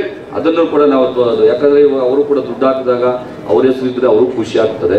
ಅದನ್ನ ತಪ್ಪೇನಿಲ್ಲ, ನಿಮ್ಗೆ ಫಸ್ಟ್ ನಿಮ್ಮ ಹೆಸರು ಬರಲಿ, ಹೆಬ್ಬಗೋಡಿ ಬರಬೇಕು ಅನ್ನೋದು ನಮ್ಮ ಆಸೆ, ಮತ್ತೆ ನಮ್ಮ MP ಆಸೆ. ಅದಕ್ಕೆ ಮೊದಲನೇದಾಗಿ ಅದನ್ನ ಮಾಡ್ತೀವಿ. ಎಲ್ಲ ಊರುಗಳು ಮೊದಲೇ ನಮ್ಮ ಗ್ರಾಮಗಳು ಯಾವತ್ತು ಬರ್ತೈತೆ ಮೆಟ್ರೋ ಬರುವಂತ ದಾರಿನಲ್ಲಿ ಎಲ್ಲ ಊರುಗಳಿಗೂ ಆ ಹೆಸರು ಬರಬೇಕು ಅನ್ನೋದೇ ನಮ್ಮ ಆಸೆ. ಬೇರೆಯವ್ರ ಹೆಸರು ಯಾಕೆ ಇಟ್ಕೋಬೇಕು, ನಾವು ನಮ್ಮ ಗ್ರಾಮಗಳಿರ್ಬೇಕು. ಅದನ್ನು ಕೂಡ ಮಾಡ್ತಾ ಇದ್ದೀವಿ. ಈಗ ನಮ್ಮ ಲೋಕಸಭಾ ಸದಸ್ಯರು, ಹೆಮ್ಮೆಯ ಸದಸ್ಯರು, ಯಾರು ಕೂಡ ಬೆರಳೆತ್ತು ತೋರಿಸ್ಕೊಳ್ಳುವಂತ ಸದಸ್ಯರು ಅಲ್ಲ. ದಿನನಿತ್ಯ ಜನರ ಕಷ್ಟ ಕಾರ್ಪಣ್ಯಗಳಿಗೆ ಸ್ಪಂದಿಸುವಂತವ್ರು. ಮನೇಲಿ ಕುತ್ಕೊಳ್ಳೋರು ಬೇಕಾ, ದಿನನಿತ್ಯ ನಿಮ್ ಕಷ್ಟ ಕಾರ್ಪಣ್ಯಗಳನ್ನ ಕೇಳಿ ಅದಕ್ಕೆ ಪರಿಹಾರ ಕೊಡೋರು ಬೇಕಾ ಅನ್ನುವಂಥದ್ದು ಈಗ ಪ್ರಶ್ನೆ. ಅದರ ತೀರ್ಮಾನ ನಿಮ್ಮ ಕೈಲಿದೆ. ನೀವು ಅದರ ತೀರ್ಮಾನವನ್ನ ಮಾಡಬೇಕು. ಮುಂದಿನ ದಿನಗಳಲ್ಲಿ ನಾವೇನೇನು ಭರವಸೆ ಕೊಟ್ಟಿದ್ದೀವಿ ಹಿಂದಿನ ದಿನಗಳಲ್ಲಿ ಅವೆಲ್ಲ ಕೂಡ ಕಾರ್ಯಗತ ಮಾಡಿದ್ದೀವಿ. ಇದು ಮುಂದಿನ ದಿನಗಳು ಕೂಡ ನಮ್ಮ ಸರ್ಕಾರ ಇರ್ತದೆ, ರಾಜ್ಯದಲ್ಲಿ ನಮ್ಮ ಸರ್ಕಾರ ಇರ್ತದೆ. ನಮ್ಮ ಲೋಕಸಭಾ ಸದಸ್ಯರು ನಮ್ಮ ಪಕ್ಷದವರು ಆಗುವಂತ ಸಂದರ್ಭದಲ್ಲಿ ಎಲ್ಲಾ ರೀತಿಯ ಕೆಲಸಗಳನ್ನು ಮಾಡಲಿಕ್ಕೆ ಹೊಂದಾಣಿಕೆ ಇರ್ತದೆ. ಅದಕ್ಕೋಸ್ಕರ ನೀವೆಲ್ಲರೂ ಕೂಡ ಮತ್ತೊಮ್ಮೆ ನಮ್ಮ ಹೆಮ್ಮೆಯ ಲೋಕಸಭಾ ಸದಸ್ಯರನ್ನ ಮತ್ತೊಮ್ಮೆ ಆಯ್ಕೆ ಮಾಡಬೇಕು ಅಂತೇಳಿ ಕಳಕಳಿಯ ಮನವಿಯನ್ನ ಮಾಡಬೇಕು. ಯಾಕೆ ಅಂದ್ರೆ ನಮ್ಗೆ ತುಂಬಾ ಹೆಮ್ಮೆ ಆಗ್ತದೆ, ಜನರಿಗೆ ಕಷ್ಟ ಸುಖಗಳು ಸ್ಪಂದಿಸೋರು ಬೇಕಾಗಿರ್ತಕ್ಕಂಥದ್ದು. ಎಲೆಕ್ಷನ್ ಗೆದ್ದ ತಕ್ಷಣ ಮನೇಲಿ ಕೂತ್ಕೊಳ್ಳೋರಲ್ಲ, ಅಂತವ್ರು ಬೇಕು ಅಂತೇಳಿ ನಮ್ಮೆಲ್ಲರೂ ಕೂಡ ಆಸೆ ಇದೆ. ಅದನ್ನೆಲ್ಲರೂ ಕೂಡ ತಾವೆಲ್ಲರೂ ಕೂಡ ಪೂರೈಸ್ತಾರೆ ಅಂತೇಳಿ ನನ್ನ ನಿಜವೂ ಕೂಡ ಭರವಸೆ ಇದೆ. ಯಾಕಂದ್ರೆ ನಮ್ಮ ಸರ್ಕಾರ ಈಗಾಗಲೇ ಏನು ಗ್ಯಾರಂಟಿಗಳು ಕೊಟ್ಟಿತ್ತು, ನಿಮ್ಗೆಲ್ಲರೂ ಕೂಡ ಕೊಟ್ಟಿದ್ದು ಹೆಣ್ಮಕ್ಳಿಗೆ ಹೆಚ್ಚಿನ ರೀತಿಯಲ್ಲಿ. ಎಲ್ಲರೂ ಕೂಡ 2,000 ರೂಪಾಯಿ ಬರ್ತಾ ಇದೆ, ನಮ್ಮ ಕೈ ಎತ್ತಿ ಬರ್ತಾರ. ಗಂಡ್ಮಕ್ಳು ಬೇಡ, ಹೆಣ್ಮಕ್ಳು ಮಾತ್ರ 2,000 ರೂಪಾಯಿ ಬರ್ತಾರೋರು. ಬರ್ದೇ ಇರೋರು ಹೇಳಿ, ಬರ್ದೋರು ಯಾರು ಇದ್ದಾರಾ? ಬರ್ದೇ ಇರೋರು ನೀವು ಬಂದಿಲ್ಲ ನಮ್ಮ CDP ಅವರೇ ನೋಡಿ, ಬರ್ದೇ ಇರೋರು ಇನ್ನೂ ಇದ್ದಾರೆ. ಅದನ್ನ ಕೂಡಲೇ ಒಂದು ಕೂಡ ಪೆಂಡಿಂಗ್ ಆಗಬಾರ್ದು. ಯಾಕೆಂದ್ರೆ ಅವ್ರ ಕಾರ್ಯಕ್ರಮ ಇದೆ, ಅವ್ರಿಗೆ ಸಿಗ್ಬೇಕು. ಪ್ರತಿ ತಿಂಗಳು 2,000 ರೂಪಾಯಿ ಬಂದ್ರೆ ಎಷ್ಟೋ ಅನುಕೂಲ ಆಗ್ತದೆ. ಮಕ್ಕಳಿಗೆ ಇವತ್ತು ಒಂದು ಜೀವನ, ಒಂದು ಸಂಸಾರ ನಡೆಸಬೇಕು ಅಂತ ಹೇಳಿದ್ರೆ ಕನಿಷ್ಠ ಪಕ್ಷ ಈ ಭಾಗದಲ್ಲಿ 5,000-6,000 ರೂಪಾಯಿ ಬಾಡಿಗೆ. ಕರೆಂಟ್ ಬಿಲ್ಲು, ಇವತ್ತು ಕರೆಂಟ್ ಬಿಲ್ ಆದ್ರೂ ಫ್ರೀ ನಮ್ಮ ಸರ್ಕಾರ ಮಾಡಿದೆ. ಅದೇ ರೀತಿ ಮಕ್ಕಳ ಫೀಸು, ಬಟ್ಟೆಗಳು, ಜೀವನ, ರೇಷನ್ ಎಲ್ಲ ತುಂಬಾ ಕಷ್ಟ ಆಗ್ತದೆ. ಅದಕ್ಕೋಸ್ಕರ ಗ್ಯಾಸ್ ಬೆಲೆಯಲ್ಲಿ ಇವತ್ತು 1,200 ರೂಪಾಯಿ ಮಾಡಿದ್ದಾರೆ ಮಾನ್ಯ ಮೋದಿ ಅವರು. 1,200 ರೂಪಾಯಿ ಗ್ಯಾಸ್ ಬೆಲೆ ಜಾರಿ ಮಾಡಿದ್ದು. ಮೊದಲು 415 ರೂಪಾಯಿ ಗ್ಯಾಸು, ಇದನ್ನು ಜಾಸ್ತಿ ಮಾಡ್ತಾರೆ ಯಾರು? ಜನಗಳಿಗೆ ಏನಾದ್ರು ಅನುಕೂಲ ಮಾಡಿದ್ದಾರೆ ಮೋದಿ ಸಾಹೇಬ್ರು. 15 ಲಕ್ಷ ರೂಪಾಯಿ ಕೊಡ್ತೀವಿ, ನಿಮ್ಮ ಅಕೌಂಟ್ ಮಾಡ್ರಿ, 5,000 ರೂಪಾಯಿ ಅಕೌಂಟಲ್ಲಿ ಹಾಕ್ರಿ ಅಂದ್ರು. 5,000 ರೂಪಾಯಿ ನಿಮ್ದೇ ಹೋಗಿದ್ದು. 15 ಲಕ್ಷ ರೂಪಾಯಿ ಬಂದಿಲ್ಲ, 15,000 ಕೂಡ ನಿಮ್ಮ ಅಕೌಂಟ್ ಬಂದಿಲ್ಲ. ಎಷ್ಟು ಸುಳ್ಳು ಎಷ್ಟಂತ ಸುಳ್ಳು ಹೇಳ್ತಾರೆ. ಸುಳ್ಳು ಹೇಳಿ ಜನರನ್ನ ಯಾಮಾರಿಸೋದು. 1 ಸಾರಿ ಯಾಮಾರಿಸ್ಬೋದು, 2 ಸಾರಿ ಯಾಮಾರಿಸ್ಬೋದು, ಆದ್ರೆ ಯಾವಾಗಲೂ ಯಾಮಾರಿಸಲಿಕ್ಕೆ ಸಾಧ್ಯ ಆಗಲ್ಲ. ಆದ್ರಿಂದ ನೀವು ಯಾವುದೇ ಕಾರಣಕ್ಕೂ ಯಾಮಾರಿದಿರ.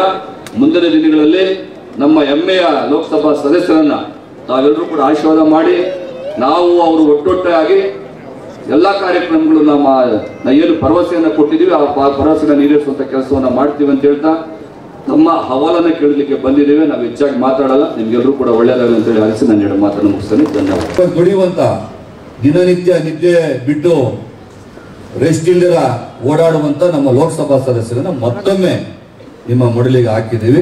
ನೀವು ಅವರನ್ನ ಆಯ್ಕೆ ಮಾಡಿ, ನಿಮ್ಮ ಆಶೀರ್ವಾದ ಮಾಡಿ ಮತ್ತೊಮ್ಮೆ ಅವರನ್ನ ಗೆಲ್ಲಿಸುವಂತ ಕೆಲಸವನ್ನ ನೀವೆಲ್ಲ ನಿಮ್ಮ ಬಂಧುಗಳಿಗೆ, ನಿಮ್ಮ ಮನೆ ಪಕ್ಕದಲ್ಲಿರ್ತಕ್ಕಂಥವ್ರಿಗೆ, ನಿಮ್ಮೆಲ್ಲ ಸ್ನೇಹಿತರುಗಳಿಗೆ ಎಲ್ಲರೂ ಕೂಡ ಅವರಿಗೆ ಒಂದು ಫೋನ್ ಮಾಡಿ ಹೇಳೋದ್ರ ಮುಖಾಂತರ ಮುಂದಿನ ದಿನಗಳಲ್ಲಿ ಅವರಿಗೆ ಆಶೀರ್ವಾದ ಮಾಡಬೇಕು ಅಂತೇಳಿ ನಿಮ್ಮಲ್ಲಿ ಕಳಕಳಿಯ ಮನೆ ಮಾಡ್ಕೊಳ್ತಾ ನಾನು 2 ಮಾತು ಮುಗಿಸ್ತೇನೆ. ಜೈ ಹಿಂದ್.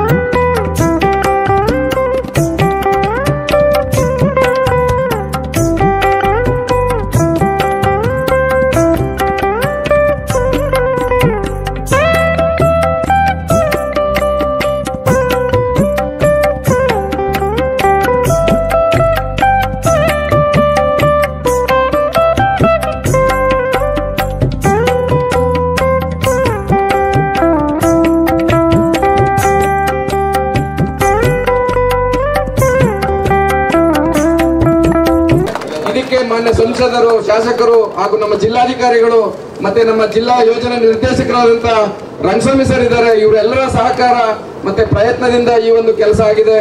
ಹಾಗಾಗಿ ತಾವೆಲ್ಲರೂ ಕೂಡ ಮಾನ್ಯ ಸಂಸದರಿಗೆ, ಶಾಸಕರಿಗೆ, ಜಿಲ್ಲಾಧಿಕಾರಿಗಳಿಗೆ, ಹಾಗೆ ಹೆಚ್ಚಿನದಾಗಿ ನಮ್ಮ ಯೋಜನಾ ನಿರ್ದೇಶಕರಿಗೆ, ಬಹು ಮುಖ್ಯವಾಗಿ ನಮ್ಮ ಮುಖ್ಯಾಧಿಕಾರಿಗಳು ಮತ್ತು ನಮ್ಮ ಅಧ್ಯಕ್ಷರು, ಉಪಾಧ್ಯಕ್ಷರು, ಸ್ಥಾಯಿ ಸಮಿತಿ ಸದಸ್ಯರು, ಅಧ್ಯಕ್ಷರು ಮತ್ತು ಎಲ್ಲ ಸದಸ್ಯರಿಗೆ ಜೋರಾದ ಚಪ್ಪಾಳೆಯೊಂದಿಗೆ ನಮ್ಮ ಪೌರ ಕಾರ್ಮಿಕರಿಗೆ ಅಭಿನಂದನೆಗಳನ್ನು ಸಲ್ಲಿಸಬೇಕು. ಅವರು ಇಷ್ಟು ದಿನ ಹೊರಗುತ್ತಿನಲ್ಲಿ ಕೆಲಸ ಮಾಡ್ತಾ ಇದ್ರು, ಆದ್ರೆ ಇವತ್ತಿನಿಂದ ಅವರು ಕಾಯಂ ಪೌರ ಕಾರ್ಮಿಕರಾಗಿ ನಿಮ್ಮ ಊರಿನ, ನಮ್ಮ ಊರಿನ ಸ್ವಚ್ಛತೆಯನ್ನ ಮಾಡ್ತಾರೆ. ಸ್ವಚ್ಛತಾ ಸೈನಿಕರು ಅವರು. ಹಾಗಾಗಿ ಅವರೆಲ್ಲರೂ ಒಂದು ಜೋರಾದ ಚಪ್ಪಾಳೆಯನ್ನು ಹೊಡಿಬೇಕು ಸ್ವಚ್ಛತಾ ಸೈನಿಕರಿಗೆ.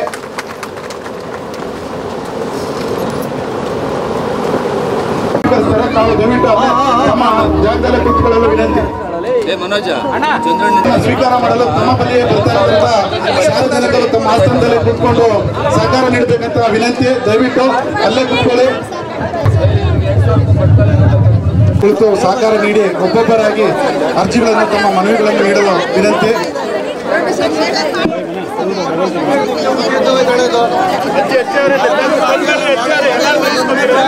ಸಾರ್ವಜನಿಕರು ಸಹಕರಿಸಬೇಕು, ಒಬ್ಬೊಬ್ಬರಾಗಿ ತಮ್ಮ ಅಹವಾಲುಗಳನ್ನು ನೀಡಬೇಕು ಮಾನ್ಯ ಸಂಸದರು ಹಾಗೂ ಮಾನ್ಯ ಶಾಸಕರ ಬಳಿಯಲ್ಲಿ.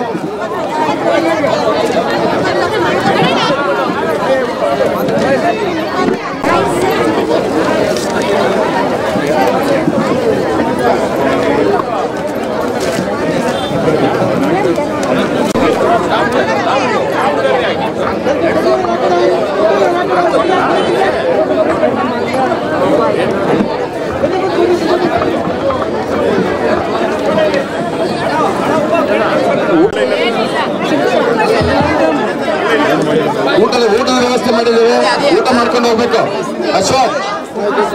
ಅಶ್ವಥ್ ಅಂಡ್ ರುದ್ರ ಅದು ಓಪನ್ ಮಾಡಿ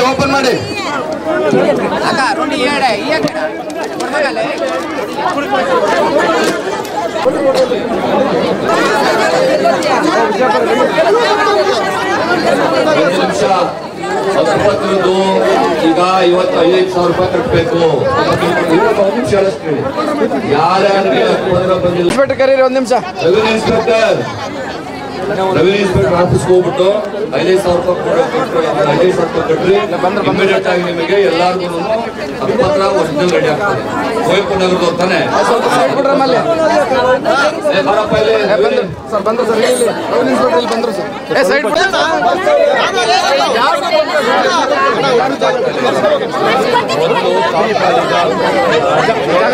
ಸಿಕ್ಲಿಲ್ಲ.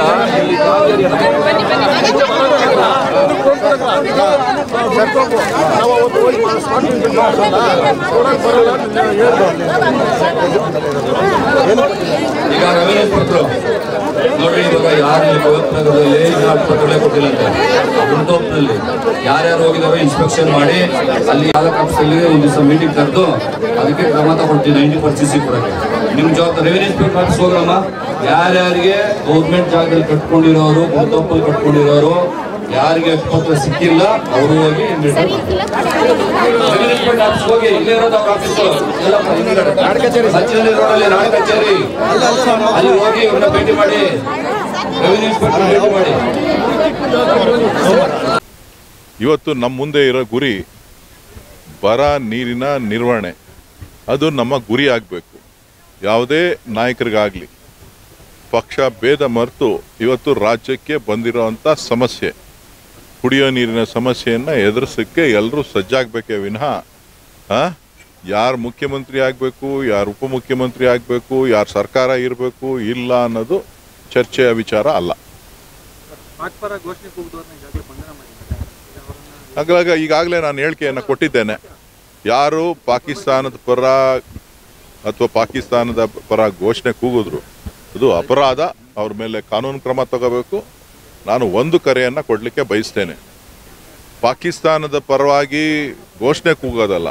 ನಿಮಗೆ ಪಾಕಿಸ್ತಾನದ ಮೇಲೆ ಯಾರಾದ್ರಿಗೆ ನಿಮಗೆ ಆಸಕ್ತಿ ಇತ್ತು ಅಂತ ಅಂದರೆ ನೀವು ಧಾರಾಳವಾಗಿ ಪಾಕಿಸ್ತಾನಕ್ಕೆ ಹೋಗಿ ಸೇರ್ಕೋಬೋದು. ಭಾರತದಲ್ಲಿರುವಂಥ ಅವಶ್ಯಕತೆ ಏನಿಲ್ಲ. ಯಾಕೆಂತ ಅಂತಂದರೆ ನೀವು ಭಾರತೀಯರು, ಕರ್ನಾಟಕದಲ್ಲಿದ್ದೀರಿ, ನೀವು ಭಾರತೀಯರಾಗಿ ಭಾರತದ ಪೌರತ್ವವನ್ನು ಪಡ್ಕೊಂಡಿದ್ದೀರಿ. ನಾವೆಲ್ಲ ಭಾರತೀಯರು ಅಂತಕ್ಕಂಥದ್ದನ್ನು ನಾವು ಅಂಬೇಡ್ಕರ್ ಅವರ ಸಂವಿಧಾನದ ಕೆಳಗಡೆ ಇದ್ದೀವಿ. ನೀವು ಅನವಶ್ಯಕವಾಗಿ ಪಾಕಿಸ್ತಾನವನ್ನು ಮುಂದಿಡೋದಾಯಿತು ಅಂತ ನಿಮಗೆ ಪಾಕಿಸ್ತಾನದ ಪೌರತ್ವ ಪಡ್ಕೊಂಡು ಯಾರು ಬೇಕಾದ್ರೂ ಹೋಗಿ ಅಲ್ಲಿ ಅವರ ಧ್ವನಿಯನ್ನು ಎತ್ಬೋದು. ನಿಮ್ಗಾಗದೇ ಇದ್ರೆ ಸಾಕು. D K Suresh guarantee. ನಾನು ಹೇಳ್ತಾ ಇದ್ದೀನಲ್ಲಪ್ಪ, ಬೆಂಗಳೂರು ಗ್ರಾಮಾಂತರಕ್ಕೆ ಡಿ ಕೆ ಸುರೇಶ ಗ್ಯಾರಂಟಿ.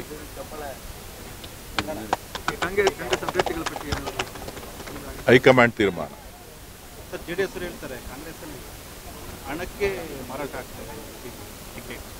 ಯಾರು ಕೆಲ್ಸಕ್ಕೆ ಬಾರ್ದವರೆಲ್ಲ ಹೇಳಿಕೆಗೆ ಉತ್ತರ ಕೊಡಕ್ಕಾಗತ್ತೇನಪ್ಪ? ಅದು ಅವ್ರ ಪಕ್ಷಿಕ ಸಿದ್ಧಾಂತ. ಅವ್ರ ಪಕ್ಷದ ಸಿದ್ಧಾಂತನೇ ಬೇರೆ, ನಮ್ಮ ಪಕ್ಷದ ಸಿದ್ಧಾಂತನೇ ಬೇರೆ. ಅಧಿಕಾರಕ್ಕೋಸ್ಕರ ಮಾರಾಟ ಮಾಡಿರೋದು ಯಾವ್ಯಾವ ಸಂದರ್ಭದಲ್ಲಿ ಏನೇನಾಗಿದೆ ಅನ್ನೋದನ್ನು ನನಗಿನ್ನ ಚೆನ್ನಾಗಿ ಮಾಧ್ಯಮದ ಸ್ನೇಹಿತರು ನೀವೇ ತೋರಿಸಿದ್ದೀರಿ. ಯಾವ್ಯಾವ ರಾಜ್ಯಸಭಾ ಚುನಾವಣೆಗಳು ನಡೆದಂಥ ಸಂದರ್ಭದಲ್ಲಿ ಏನೇನಾಯಿತು, MLC ಚುನಾವಣೆ ನಡೆದಂಥ ಸಂದರ್ಭದಲ್ಲಿ ಯಾವ್ಯಾವ ರೀತಿ ಯಾವ್ಯಾವ ಪಕ್ಷಗಳು ಹಿಂದೆಲ್ಲ ಯಾವ ರೀತಿ ವರ್ತನೆಗಳನ್ನು ಮಾಡಿದೆ, ಅಧಿಕಾರಕ್ಕೋಸ್ಕರ ಯಾರ್ಯಾರು ಯಾವ್ಯಾವ ಸಂದರ್ಭದಲ್ಲಿ ಏನೇನು ಮಾಡ್ತಾ ಇದ್ದಾರೆ, ಯಾರು ಏನೇನು ಹೇಳಿಕೆ ಕೊಟ್ಟಿದ್ದಾರೆ, ಎಲ್ಲ ಇತಿಹಾಸಗಳು ಕಳೆದ 50 ವರ್ಷಗಳ ಇತಿಹಾಸನೂ ನಿಮ್ಮ ಹತ್ರ ಇದೆ. ಒಂದು ಸಾರಿ ಪುನರಾವರ್ತನೆ ಮಾಡಿದ್ರೆ ಭಾಳ ಒಳ್ಳೆಯದು. ನೀವು ಬರೀ ಕಾಂಗ್ರೆಸ್ಸಿಗರಲ್ಲ, ಬಿಜೆಪಿಯವರ ಹೇಳಿಕೆಗಳನ್ನು ಕೂಡ ರೀಕಾಲ್ ಮಾಡಬೇಕು. ಅದಕ್ಕೋಸ್ಕರನೇ ನಾವು ಕಾವೇರಿ ನೀರು ಆನೆಕಲ್ಗೆ ತಂದಿರೋದು. ಅದರಿಂದನೇ ಇವತ್ತೇನಾದ್ರು ಕೂಡ ಸಮಸ್ಯೆ ಅತಿ ಆಗ್ದಿರ ಕಮ್ಮಿ ಆಗಿರೋದು. ಅದಕ್ಕೇನೆ ನಾವು ಈಗಾಗಲೇ ಆನೆಕಲ್ಗೆ ತಾಲೂಕಿನಲ್ಲಿರ್ತಕ್ಕಂಥ 288 ಹಳ್ಳಿಗಳಿಗೆ ಸಂಪೂರ್ಣವಾಗಿ ಪ್ರತಿ ಮನೆಗೂ ಕೂಡ ನೀವು ಕಾವೇರಿ ನೀರು ಸಿಗಬೇಕು ಅಂತೇಳಿ ಈಗಾಗಲೇ ಸರ್ಕಾರದಿಂದ ಅನುಮೋದನೆ ಆಗಿದೆ. ಸುಮಾರು 759 ಕೋಟಿ ರೂಪಾಯಿ ಅನುದಾನನೂ ಕೂಡ ಸರ್ಕಾರ ಇವತ್ತು 400 ಕೋಟಿ ರೂಪಾಯಿ ಅನುದಾನ ಒದಗಿಸಿ ಅದು ಕೂಡ ಅಪ್ರೂವಲ್ ಆಗ್ತಾ ಇದೆ. ಟೆಂಡರ್ಗೆ ಹೋದ್ಮೇಲೆ ಕೆಲಸ ಪ್ರಾರಂಭ ಆಗ್ತಾಯಿದೆ. ಶಾಶ್ವತವಾದಂಥ ಪರಿಹಾರ ಆಗ್ತದೆ. ಈಗ ಸದ್ಯಕ್ಕೆ ಮಳೆ ಬಂದಿಲ್ಲ, ಆದ್ದರಿಂದ ಸ್ವಲ್ಪ ಜನ ಕೋಪ್ರೇಷನ್ ಮಾಡಬೇಕು ಮತ್ತು ಮಿತವಾಗಿ ನೀರನ್ನು ಬಳಸಬೇಕು. ನೋಡ್ರಿ, ಒಂದು ನಿಮಿಷ ಅರ್ಥ ಮಾಡ್ಕೊಳ್ರಿ. ನಾನು ಅದನ್ನೇ ಹೇಳಿದ್ದು, ಬೇಕಾದಷ್ಟು ಬರ್ತಾ ಇಲ್ಲ ಅನ್ನೋದಕ್ಕೆ ಕಾರಣ ಕಾವೇರಿ ಕಣಿವೆಯಲ್ಲಿ ನೀರಿಲ್ಲ, ಬಿಲ್ ಪೆಂಡಿಂಗ್ ಇಲ್ಲ. ಸ್ವಲ್ಪ ಹೆಚ್ಚು ಕಡಿಮೆ ಇರ್ಬೋದು, ಅವೆಲ್ಲನೂ ಕ್ಲಿಯರ್ ಮಾಡ್ತೀವಿ. ಬಿಲ್ ಪೆಂಡಿಂಗ್ಗೂ ನೀರಿಗೂ ಸಂಬಂಧ ಇಲ್ಲ. ಅದು ಏನಂತ ಹೇಳಿದ್ರೆ ಸ್ವಲ್ಪ ನೀರು ಕಾವೇರಿ ವಾಟರ್ ಬರ್ತಾ ಇರೋದು ಕಮ್ಮಿ ಆಗ್ತಾ ಇದೆ. ಕೇಳ್ರಿ, ಬಿಡ್ತಾ ಇದಾರ್ರಿ, ನೀರು ಬರ್ತಾ ಇದೆ. ಅದನ್ನು ಒಳಗಡೆ ನಮ್ಮ ನೀರನ್ನ ಹಂಚಿಕೆ ಮಾಡ್ತಕ್ಕಂಥ ವಾಟರ್ ಮ್ಯಾನ್ಗಳು ಕರೆಕ್ಟಾಗಿ ಅದನ್ನ ಮೇಂಟೈನ್ ಮಾಡಬೇಕು. ಅದನ್ನು ಮೀಟಿಂಗ್ ಕರೆದು ಮಾಡ್ತೀವಿ. ಆಗ್ತಾ ಇದೆ. ಟ್ಯಾಂಕರ್ಗಳು ಆಲ್ರೆಡಿ ಪಂಚಾಯತಿಗಳಲ್ಲೆಲ್ಲ ನೀರಿಲ್ಲ, ಟ್ಯಾಂಕರ್ಗಳು ನೀರು ಕೊಡಬೇಕು ಅಂತೇಳಿ ಈಗಾಗಲೇ ನಮ್ಮ DCM ಅವರು ಕೂಡ ಡೈರೆಕ್ಷನ್ ಕೊಟ್ಟಿದ್ದಾರೆ. ನಾವು ಕೂಡ ಇಒಗೆ ಮತ್ತು ಎಲ್ಲ ಚೀಫ್ ಆಫೀಸರ್ಗಳಿಗೆ, ಪಂಚಾಯತಿಗಳಿಗೆ ಎಲ್ಲ ಡೈರೆಕ್ಷನ್ ಕೊಟ್ಟಿದ್ದೀವಿ. ಅದಕ್ಕೋಸ್ಕರನೇ ಇವಾಗ ಟ್ಯಾಂಕರ್ಗಳನ್ನ ನಾನು ಗೌರ್ಮೆಂಟ್ಗೆ ವಶ ಪಡ್ಕೋಬೇಕು. ಅದರಿಂದ ನೀರಿನ ಸಮಸ್ಯೆ ಬಗೆಹರಿಸಬೇಕು ಅಂತೇಳಿ ಸರ್ಕಾರನೂ ಕೂಡ ಅದಕ್ಕೆ ಮುತುವರ್ಜಿ ವಹಿಸಿದೆ. ಬೊಮ್ಮಸಂದ್ರ ಪುರಸಭಾ ವ್ಯಾಪ್ತಿನಲ್ಲಿ ಇವತ್ತು ಜನಸಂಪರ್ಕ ಸಭೆ ಸುಮಾರು ಒಂದು 500ರಿಂದ 1000 ಜನ ಬಂದಿದ್ದರು. ಅವರೆಲ್ಲರೂ ಸಹ ಅಹವಾಲುಗಳನ್ನು ತಗೊಂಬಂದಿದ್ದರು. ನಾನು ಸಹ ಸಂಸದರ ಪಕ್ಕದಲ್ಲೇ ಕೂತಿದ್ದೆ. ಅವರ ಅಹವಾಲುಗಳನ್ನು ನೋಡಿದಾಗ ನಾನು ಸಹ ಹೆಬ್ಬಗೋಡಿನಲ್ಲಿ ಮತ್ತು ಈಗ ಬೇರೆ ಕಡೆ ನಡೆಯುವಂಥ ಎಲ್ಲ ಜನಸಂಪರ್ಕ ಸಭೆಗಳಲ್ಲಿ ಅಹವಾಲುಗಳು ಹೆಂಗಿರುತ್ತೆ ಅಂತ ಹೇಳಿದ್ರೆ ಒಂದು ಬಂಡ್ಲನ್ನು ಕಟ್ಕೊಂಡು ಹೋಗ್ಬೋದು, ಅಷ್ಟು ಅಹವಾಲುಗಳನ್ನು ಕೊಡ್ತಿದ್ರು. ಆದರೆ ನಮ್ಮ ಪುರಸಭಾ ವ್ಯಾಪ್ತಿನಲ್ಲಿ ನಾವೆಲ್ಲರಿಗೂ ಸಹ ಮೈಕ್ ಕೊಟ್ಟು ಡಂಗೂರ ಓಡಿಸಿ ಎಲ್ಲರಿಗೂ ಕರೆಸಿದ್ರು ಸಹ ಬೊಮ್ಮಸಂದ್ರ ಪುರಸಭಾ ವ್ಯಾಪ್ತಿನಲ್ಲಿ ಬಂದಿದೆ ಒಂದು 20 ಅಹವಾಲುಗಳು. ಆ 20 ಅಹವಾಲುಗಳಲ್ಲಿ ನೀರಿನ ಸಮಸ್ಯೆ ಒಂದು 2-3 ಕಡೆ ಇತ್ತು. ಮತ್ತು ಯಾರಿಗ ರೇಷನ್ ಕಾರ್ಡದು ಮತ್ತು ಇನ್ನು ಸಣ್ಣ ಪುಟ್ಟ ಅದು ಗೃಹ ಜ್ಯೋತಿದು ಯಾವುದೋ ಒಂದು ನನಗೆ ಬಿಲ್ ಆಗಲಿಲ್ಲ ಅಂತೇಳಿ ಈ ಥರದೊಂದು ಮತ್ತು ಒಂದು 10 ಕಾಮನ್ನ ಒಂದೇ ಇತ್ತು. ಅದರ ಅರ್ಥ ಏನು ಅಂತ ಹೇಳಿದ್ರೆ ಬೊಮ್ಮಸಂದ್ರ ಪುರಸಭೆಯಲ್ಲಿ ನಮ್ಮ ಜನಪ್ರಿಯ ಅಧ್ಯಕ್ಷರಾದಂಥ ವೈ ಗೋಪಾಲ್ ಅವರ ಕಾರ್ಯವೈಖರಿ ಹೆಂಗಿದೆ ಅಂತ ಹೇಳ್ಬಿಟ್ಟು ಈ ಜನಸಂಪರ್ಕ ಸಭೆಯಲ್ಲೇ ನಮಗೆ ಗೊತ್ತಾಯಿತು. ಯಾಕಂದರೆ 10ರಿಂದ 15 ಅರ್ಜಿಗಳು ಬಂದಿದ್ದು. ಅಂದರೆ ಅದರ ಅರ್ಥ ಏನು ಅಂತ ಹೇಳಿದ್ರೆ ಪುರಸಭೆಯಲ್ಲಿ ಅಧ್ಯಕ್ಷರು ಮತ್ತು ನಮ್ಮ ಮಾನ್ಯ ಮುಖ್ಯಾಧಿಕಾರಿಗಳು ಎಲ್ಲರೂ ಸಹ ಸದಸ್ಯರುಗಳು ಎಲ್ಲರೂ ಸಹ ಚೆನ್ನಾಗಿ ಕೆಲಸ ಮಾಡ್ತಿದ್ದಾರೆ, ಏನು ಕುಂದುಕೊರತೆಗಳಿಲ್ಲ ಅಂತ ಒಂದು ಭಾವನೆ ನನಗೂ ಬಂತು. ನನಗೂ ಸಹ ಸಂತೋಷ ಆಯಿತು. ನಮ್ಮ ಯುವ ನಾಯಕ ನಮ್ಮ ವೈ ಗೋಪಾಲ್ ಅವರು ಇಷ್ಟೊಂದು ಅವರ ಅನುಭವ ಕಮ್ಮಿ ಇದ್ದರೂ ಸಹ ಕಮ್ಮಿ ಅನುಭವದಲ್ಲಿ ಇಷ್ಟು ಚೆನ್ನಾಗಿ ಕೆಲಸ ಮಾಡಿದ್ದಾರೆ. ಅವರಿಗೆ ನಾನು ನನ್ನ ವೈಯಕ್ತಿಕವಾಗಿ ಮತ್ತು ನನ್ನ ಕೈಗಾರಿಕೆ ಸಂಘದ ಪರವಾಗಿ ಗೋಪಾಲ್ ಅವರಿಗೆ ಮತ್ತು ನಮ್ಮ ಪುರಸಭಾ ಮುಖ್ಯಾಧಿಕಾರಿಗಳಿಗೆ ಮತ್ತು ಅವ್ರಿಗೆಲ್ರಿಗೂ ಸಹ ನಾನು ಕೃತಜ್ಞತೆಗಳನ್ನು ಸಲ್ಲಿಸ್ತೇನೆ. ಹೌದು, ಕಾವೇರಿ ನದಿ ನೀರು ಬೇಕು ಅಂತೇಳಿ ನಾನು ವಿದ್ಯಾನಗರಕ್ಕೆ ಒಂದು ಬೇಡಿಕೆ ಇಟ್ಟಿದ್ದೀನಿ. ಯಾಕೆ ಅಂತೇಳಿದ್ರೆ ನಮ್ಮ ಕೈಗಾರಿಕಾ ಪ್ರದೇಶದ ಮುಖಾಂತರವಾಗಿ ಆದೋಗಿರೋ ಒಂದು ಲೈನಲ್ಲಿ ಒಂದು ಟ್ಯಾಪಿಂಗನ್ನು ನಾನು ಕೊಡಲಿಕ್ಕೆ ಸಹ ನಾನು ಸಹ ತಮ್ಮ ಜೊತೆಯಲ್ಲಿ ಇರ್ತೀನಿ ಸರ್. ಒಂದು ಹೈವೇನಲ್ಲಿ ಒಂದು ಕ್ರಾಸ್ ಮಾಡಿಬಿಟ್ಟು ವಿದ್ಯಾನಗರಕ್ಕೆ ತುರ್ತಾಗಿ ಕೊಡಬೇಕು, ಒಂದು 2 ಇಂಚ್ ಪೈಪ್ ಕೊಟ್ಟರೆ ಸಾಕು ಅಂತ ಹೇಳಿದ್ದೀನಿ. ಅವರು ಒಪ್ಕೊಂಡಿದ್ದಾರೆ. ನಾನು ಅಧಿಕಾರಿಗಳ ಹತ್ರ ಮಾತಾಡ್ಬಿಟ್ಟು ಅದನ್ನು ಮಾಡಿಸ್ಕೊಡ್ತೀನಿ ಅಂತ ಹೇಳ್ಬಿಟ್ಟು ಭರವಸೆ ಕೊಟ್ಟಿದ್ದಾರೆ. ಆ ಮನುಷ್ಯನನ್ನು ಸೋಲಿಸ್ಲಿಕ್ಕೆ ಯಾರ ಕೈನಲ್ಲಾದ್ರೂ ಆಗುತ್ತಾ? ನೀವು ಮಾಧ್ಯಮದವರೇ ಹೇಳಿ ಮರಯ್ಯ. ನಾನು ಯಾವ ಕಿಂಗ್ ಮೇಕರ್ ಇಲ್ಲ, ಯಾವ ಮೇಕರ್ ಇಲ್ಲ. ಯಾರು ಚೆನ್ನಾಗಿ ಕೆಲಸ ಮಾಡಿದಾರೋ ಅವರ ಪರವಾಗಿ ನಿಂತ್ಕೊಳ್ತೀನಿ. ನಾನು ಅವರನ್ನು ಒಂದು ಸಂಸದರು ಅಂತ ಕರೆಯೋದಕ್ಕಿಂತ ಅವ್ರು ಇಡೀ ಅವರ ಕ್ಷೇತ್ರಕ್ಕೆ ಅವರು ಒಂದು ಪಂಚಾಯತಿ ಸದಸ್ಯರವರು, ಒಂದು ಗ್ರಾಮ ಪಂಚಾಯತಿ ಸದಸ್ಯರವರು. ಡಬ್ಬದಲ್ಲಿ ನೋಡೋಣ ಎಷ್ಟು ಬರುತ್ತೆ ಅಂತೇಳಿ ನಿಮ್ಗೆ ಗೊತ್ತಿದೆಯಲ್ಲ. ಇಷ್ಟು ದಿವಸ ಎಲ್ಲ ಯಾವ ಎಲೆಕ್ಷನ್ಗೆ ಎಷ್ಟೆಷ್ಟು ಬರ್ತಾ ಇತ್ತು ಅಂತೇಳಿ ಗೊತ್ತಿದೆಯಲ್ಲ. ಇದಕ್ಕೆ ಇನ್ನೂ ಎಷ್ಟು ಬರುತ್ತೆ ಅಂತೇಳಿ ಡಬ್ಬದಲ್ಲಿ ನೋಡೋಣ.